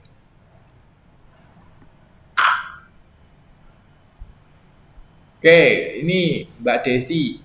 Oke, itu apa namanya? Manfaat wujud berwujud itu merujuk pada hasil output yang dapat diukur secara konkret, sedangkan manfaat tidak wujud melalui nilai-nilai pengalaman, dampak yang sulit atau tidak dapat diukur secara langsung. Keduanya memiliki peran penting dalam berbagai konteks, baik dalam bisnis, sosial maupun kehidupan pribadi. Ya, jadi istilahnya kalau berwujud itu bisa terlihat gitu ya, istilahnya keuntungan ya. Secara kalau di perusahaan mungkin bisa langsung tahu keuntungannya berapa atau peningkatan penjualannya berapa. Ya itu adalah berwujud. Artinya ada yang bisa kita lihat seperti itu ya, istilahnya melalui misalkan dengan menerapkan sistem informasi, sistem teknologi informasi seperti itu kita bisa mendapatkan keuntungan seberapa ya, kenaikan pendapatan berapa. Nah, ini bisa kita ukur seperti itu ya. Secara terukur bisa kita dapatkan. Oke, seperti itu. Salah satu contohnya. Oke, kalau tidak berwujud ini salah satunya mungkin pengalaman atau mungkin tingkat efisiensi ya. Jadi misalkan dengan adanya suatu sistem X gitu ya, itu kita bisa dapat kerja menjadi lebih cepat misalkan, atau kerjanya menjadi lebih ringkas gitu ya, misalkan seperti itu. Nah itu adalah salah satu yang bisa dilakukan. Oke, itu. Oke, good. Ada lagi yang mau menambahkan mungkin?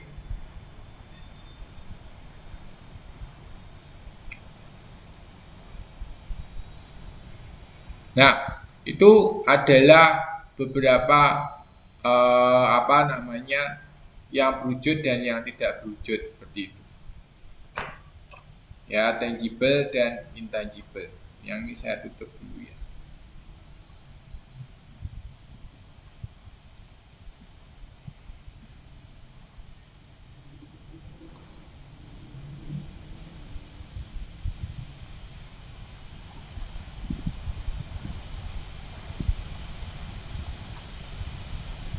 Nah, itu tadi manfaat gitu ya, terkait dengan pembicaraan kalau dengan manfaat. Dan berikutnya, nah ini adalah yang tadi manfaat secara berwujud ya. Jadi kita bisa lihat ekspektasi, nilai ekspektasi seperti itu.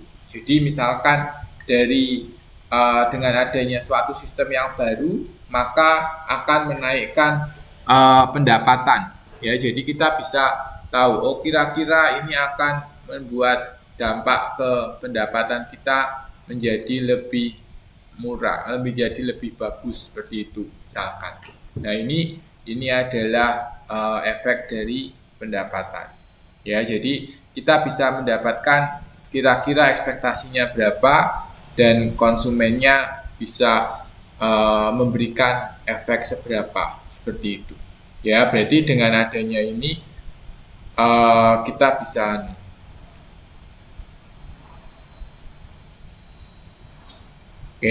itu.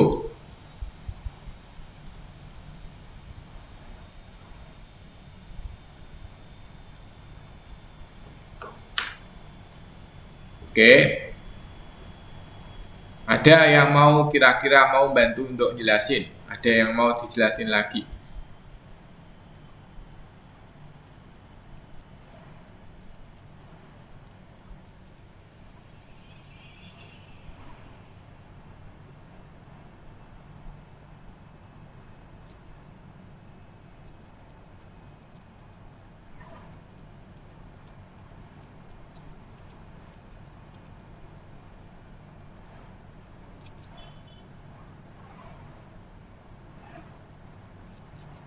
Oke. Oke, gitu ya. Nah, maka ini tadi gitu. Misalkan kita lihat dari probabilitasnya gitu ya. Probabilitas ini berapa orang yang puas, sangat puas dengan akibat dari adanya suatu sistem yang baru seperti itu. Maka kalau asumsinya misalkan probabilitas orang puasnya itu sebesar 50%. Oke, dengan kenaikan penjualan sebesar 25% dari rata-rata ini 5 juta. Maka kita bisa dapat kenaikan penjualan sebesar 2,5 juta. Nah, ini kan bisa diukur gitu ya.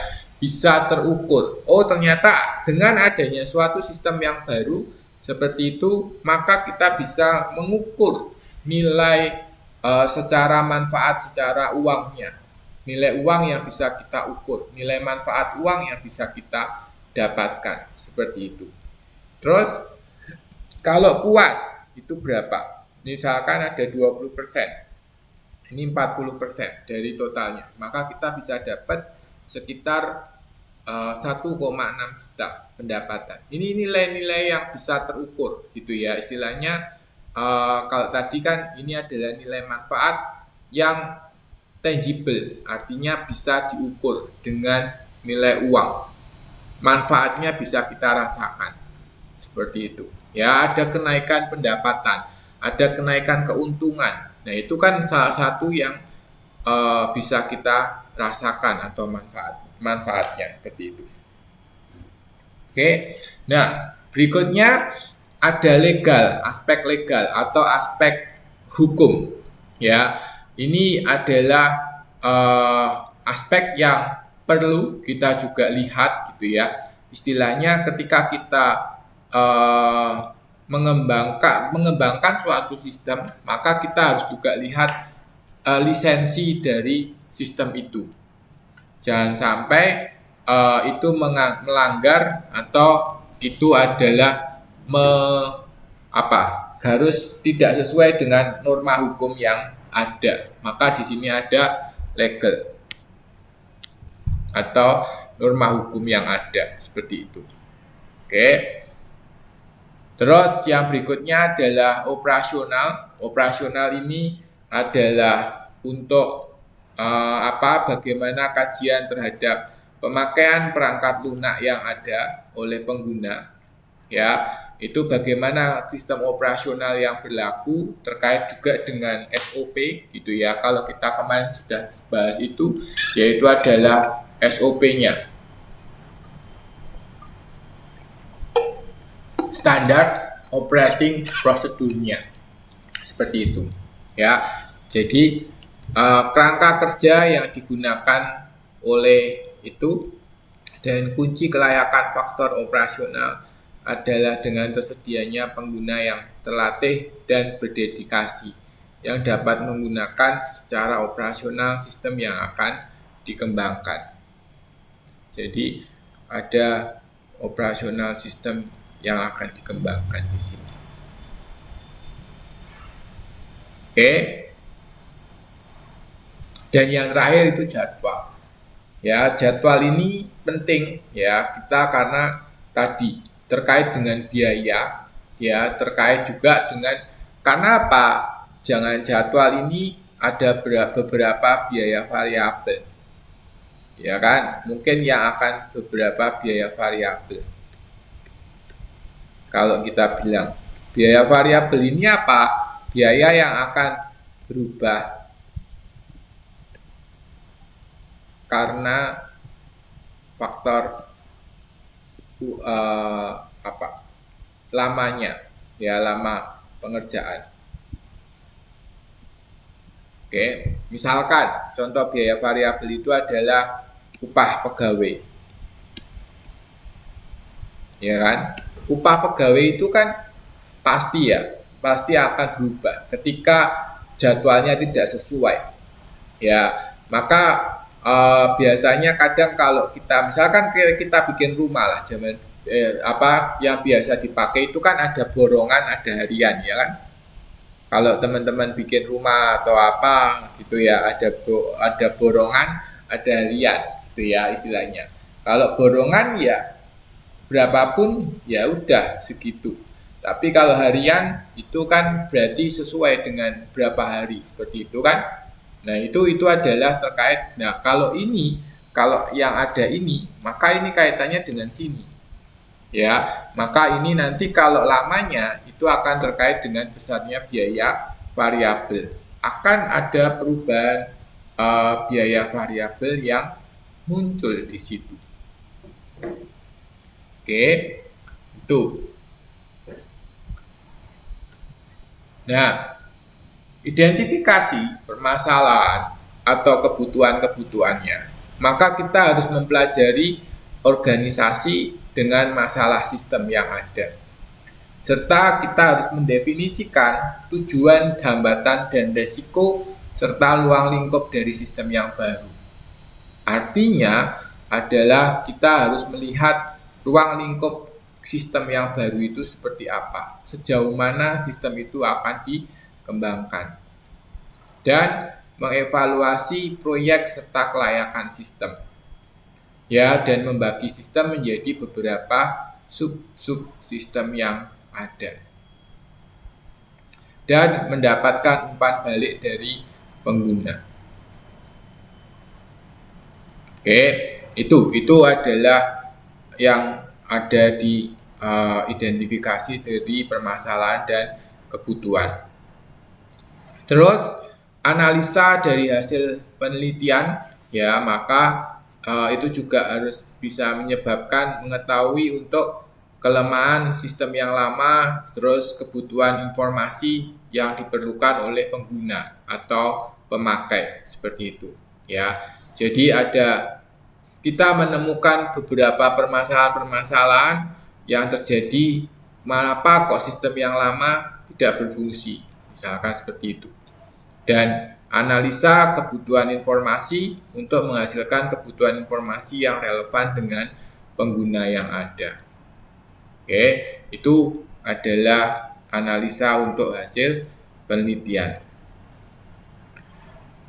Terus analisa fase-fasenya, ya, tahap analisis itu adalah menganalisa persyaratan fungsional, ya, dan mendokumentasikan dalam beberapa proses model-model yang ada. Ya, sekarang ada misalkan dari analisa gitu ya, apakah ini sudah oke atau belum, seperti itu. Ya, istilahnya apakah sudah terpenuhi beberapa yang tadi kita sebutkan di sini, ya. Kebutuhan informasinya ini sudah terpenuhi semua atau belum.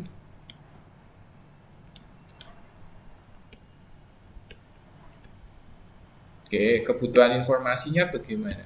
Sudah terpenuhi? Ya, misalnya seperti itu. Jadi, ada beberapa bagian yang harus kita lihat. Oke, apakah ini sudah terpenuhi atau belum?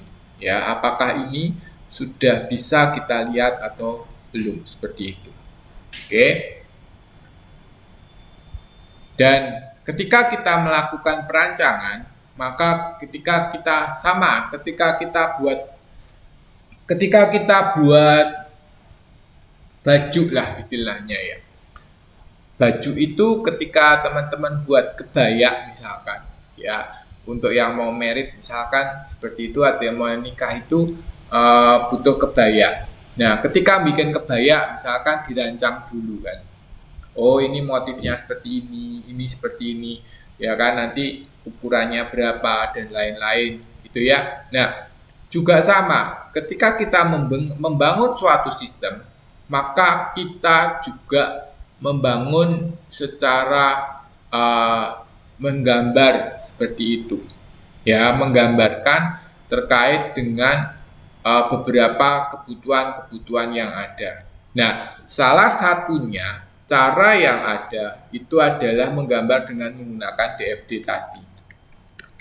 DFD ini untuk mencari aliran informasi dan aliran data, ya kan?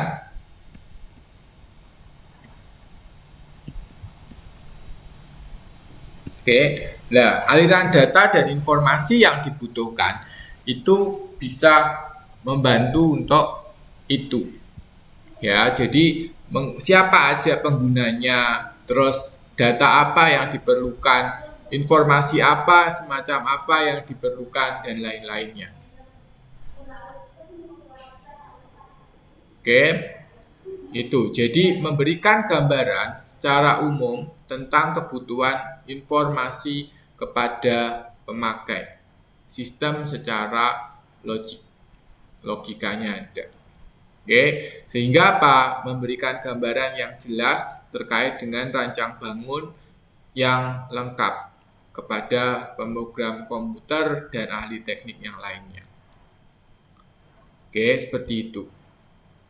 Terus, perancangan sistem secara logika dan perancangan sistem itu secara umum ada di sini. Tujuannya untuk itu. Ya, jadi bagaimana kita merancang, istilahnya seperti itu. Bagaimana kita mendesain, ya, bagaimana kita membuat biar sistemnya ini bisa berjalan dengan baik seperti itu. Oke, nah perancangan sistem secara umum itu adalah untuk memberikan gambaran secara umum kepada pemakai sistem tentang sistem teknologi informasi yang baru. Jadi, perancangan sistem ini untuk merupakan persiapan dari perancangan sistem yang secara terperinci. Ya, dan perancangan ini untuk memberikan gambaran terkait dengan sistem yang akan dikembangkan, sehingga dapat disetujui terlebih dahulu sebelum merancang berikutnya. Ya kan, sama. Ketika kita membuat suatu tadi kebaya misalkan atau pakaian di tukang jahit gitu ya, maka ini gambarnya seperti ini, cocok nggak? Ya kan? Terus bentuknya seperti ini, oke nggak? Ya kan? Terus gambarannya seperti ini, oke nggak nih? Ya, ada revisi yang gimana? Atau ada yang mau diperbaiki di daerah mananya? Ini kurang cocok, ganti. Ini kurang bagus, nggak sesuai, ganti, dan seterusnya. Ya, jadi ada proses di situ di mana ada beberapa perubahan-perubahan yang memungkinkan untuk terjadinya perubahan yang ada.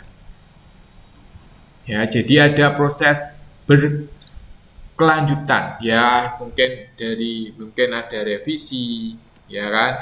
Nanti perbaikan lagi gitu kan, perbaikan ini nanti dilaporkan lagi sampai akhirnya setuju. Akhirnya ada kata sepakat. Oke, aku mau ini. Ya kan? Nah, seperti itu. Jadi, ketika kita melakukan perancangan atau merancang suatu sistem, itu juga sama. Hal-hal semacam ini diperlukan. Ya, tapi kata sepakat ini yang biasanya dilihat juga dari tadi. Kebutuhan informasinya sudah cocok belum? Oke, kebutuhan informasinya oke enggak? Ya, terus tadi berikutnya adalah bagaimana dengan sistemnya yang baru ini? Dengan desainnya. Sudah mengakomodasi ini belum? Informasi-informasi yang dibutuhkan.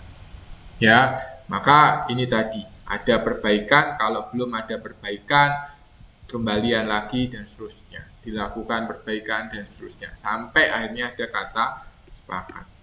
Sepakat dengan siapa? Pimpinan perusahaan. Sehingga ada sesuai dengan proses bisnis yang ada. Oke, itu adalah konseptualnya terkait dengan pengembangan suatu sistem. Nah, kalau pengembangan suatu sistem ini ya itu adalah bagaimana komponen teknologi informasi yang diperlukan terkait dengan input, output gitu ya dan seterusnya. Coba baca lagi terkait dengan komponen sistem teknologi informasi. Mungkin ada yang masih ingat di modul 1. Ada yang masih ingat komponen sistem teknologi informasi? Atau sudah lupa? Lupa ya? Oke, nggak apa-apa. Nanti bisa dicoba untuk dibaca lagi. Saya Oh, ya. Gimana? Widya. Widya itu apa? yang Widya kan? hardware, software, firmware itu ya Pak? Iya, betul. Benar Bu? Heeh, Widya Pak, saya Widya. heeh. Itu apa aja? Komponen teknologi informasi yang ada di bab 1 bab 2 ya? Saya lupa. Ada Ya hardware, Mm-mm. software itu ya Ya, perangkat Sama lunak, firmware. perangkat keras, terus keras sama brainware. ya ada apa? Ada brandware seperti itu dan juga ada model, ya kan? Kalau Iya, kemarin Pak. ada modelnya, ada model apa matematis serta model logika, ya kan? Terus ada apa outputnya, laporannya seperti itu, ya kan? Terus ada komponen perangkat lunaknya, perangkat kerasnya, gitu ya. Itu juga termasuk di situ. Ya, oke, good. Itu salah satunya. Jadi kita lihat apakah komponen informasi, teknologi informasi itu yang diperlukan untuk mengembangkan sistem tersebut. Jadi harapannya dengan ini semua nanti kita bisa tahu ya perancangan ini untuk membentuk fisik ya istilahnya desainnya sesuai dengan komponen sistem teknologi informasi yang akan dikerjakan ya yang akan dibangun oleh pemrogram dan ahli teknik lainnya. Oke, itu ya. Jadi terkait dengan pengembangan dari komponen teknologi informasi. Nah, di dalam tahap pengembangan itu juga sama. Nanti kita buat dulu, terus mendapatkan umpan balik. Kalau ada kurangan, ada yang harus diuji lagi seperti itu, ya. Terus nanti ada berikutnya sama lagi gitu ya. Nah, biasanya juga komponen-komponen itu ya sistem itu dibangun secara modular. Modular itu dibangun kecil-kecil. Terus nanti dirakit ya, digabungkan istilahnya. Nah, maka di sini ada proses integrasi modul. Ya, diintegrasikan. Sama ketika kita main puzzle atau main Lego, istilahnya main lebih mudah mungkin main Lego. Ya, kita potong itu kan potongan kecil-kecil ya. Kalau teman-teman lihat Lego ataupun building blok seperti itu kan potongan kecil-kecil.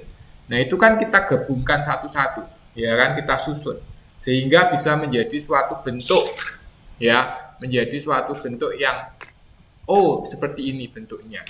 Oke, seperti ini. Seperti itu. Ya, ini juga sama. Maka itu harus ada untuk diciptakan seperti itu. Dan berikutnya itu adalah implementasi, ya, bagaimana itu bisa diimplementasikan secara pasti. Dan ada 4 model di sini ya. Ada konversi, ya, paralel, pilot, bertahap, dan langsung. Nanti mungkin bisa dibaca di modul itu ada. Ya, paralel itu berarti jalan bersamaan. Sistem yang baru dengan sistem yang lama jalan bareng. Pilot ngambil satu kondisi gitu ya, ngambil suatu lokasi atau suatu bentuk terus dicoba dulu di situ. Atau konversi bertahap, itu tahap per tahap. Ya, atau langsung semuanya brek jadi satu. Ya, tapi biasanya yang dipakai ini kalau enggak ini, lebih banyak dipakai itu. Oke, paralel ataupun pilot. Jadi dilihat dari satu kondisi tertentu.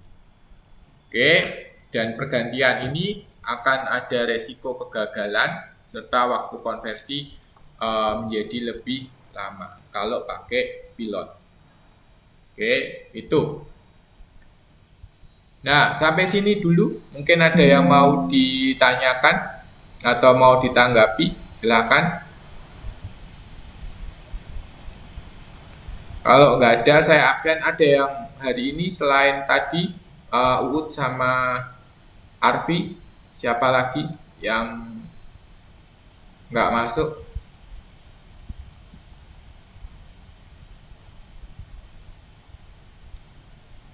Sementara yang izin 2 tuh, Pak. 2 itu ya? Ya, yang ada izin. Iya, Uut sama izin ya. Uut izin sama Arfi. Yang lainnya Kusnul ada, Nurul ada, terus Lesti tadi ada, Eka Fitriana, Sunanti. Sunanti ada, Sunanti. Ada, Pak. Oh ada. Ada. Oke. Elvin tadi ada. Indi Ada, Pak. ada. Nanang. Nanang nggak ada ya? Ada. Oke, nggak ada. Indi ini kok nggak ada?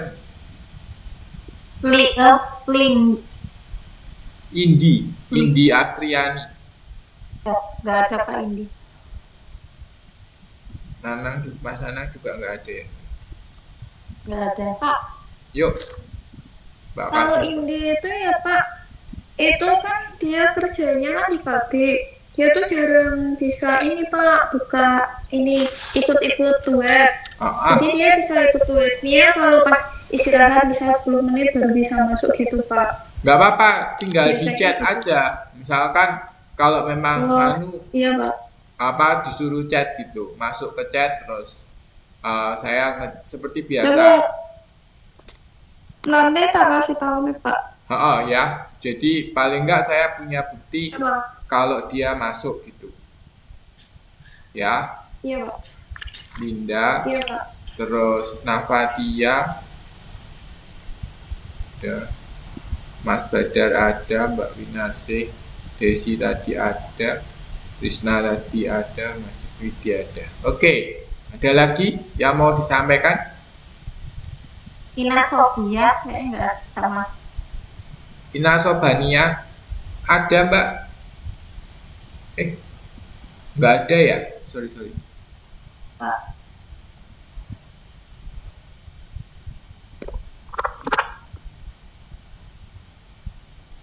Nggak ada. Oke. Tapi di chat ini grup bilangnya maaf Pak, sinyal saya susah jadi keluar masuk. Tadi sempat chatting kok Mbak, sempat ngechat Iya. Mbak Ina itu, Iya. masuk kok, Sinyalnya makanya bener kok. Soalnya tadi sempat saya lihat data ada. Oke, ada yang lain lagi? Nggak ada. Kalau nggak ada, saya akhiri pertemuan hari ini. Selamat sore, selamat istirahat, selamat melanjutkan kembali aktivitas. Ya, jangan lupa tugas 2 dikerjakan, minggu depan dikumpulkan. Oke, begitu aja dari saya. Assalamualaikum warahmatullahi wabarakatuh. Waalaikumsalam warahmatullahi wabarakatuh. Terima kasih Pak. Sehat-sehat Pak. Sehat-sehat ya Mbak, sama-sama.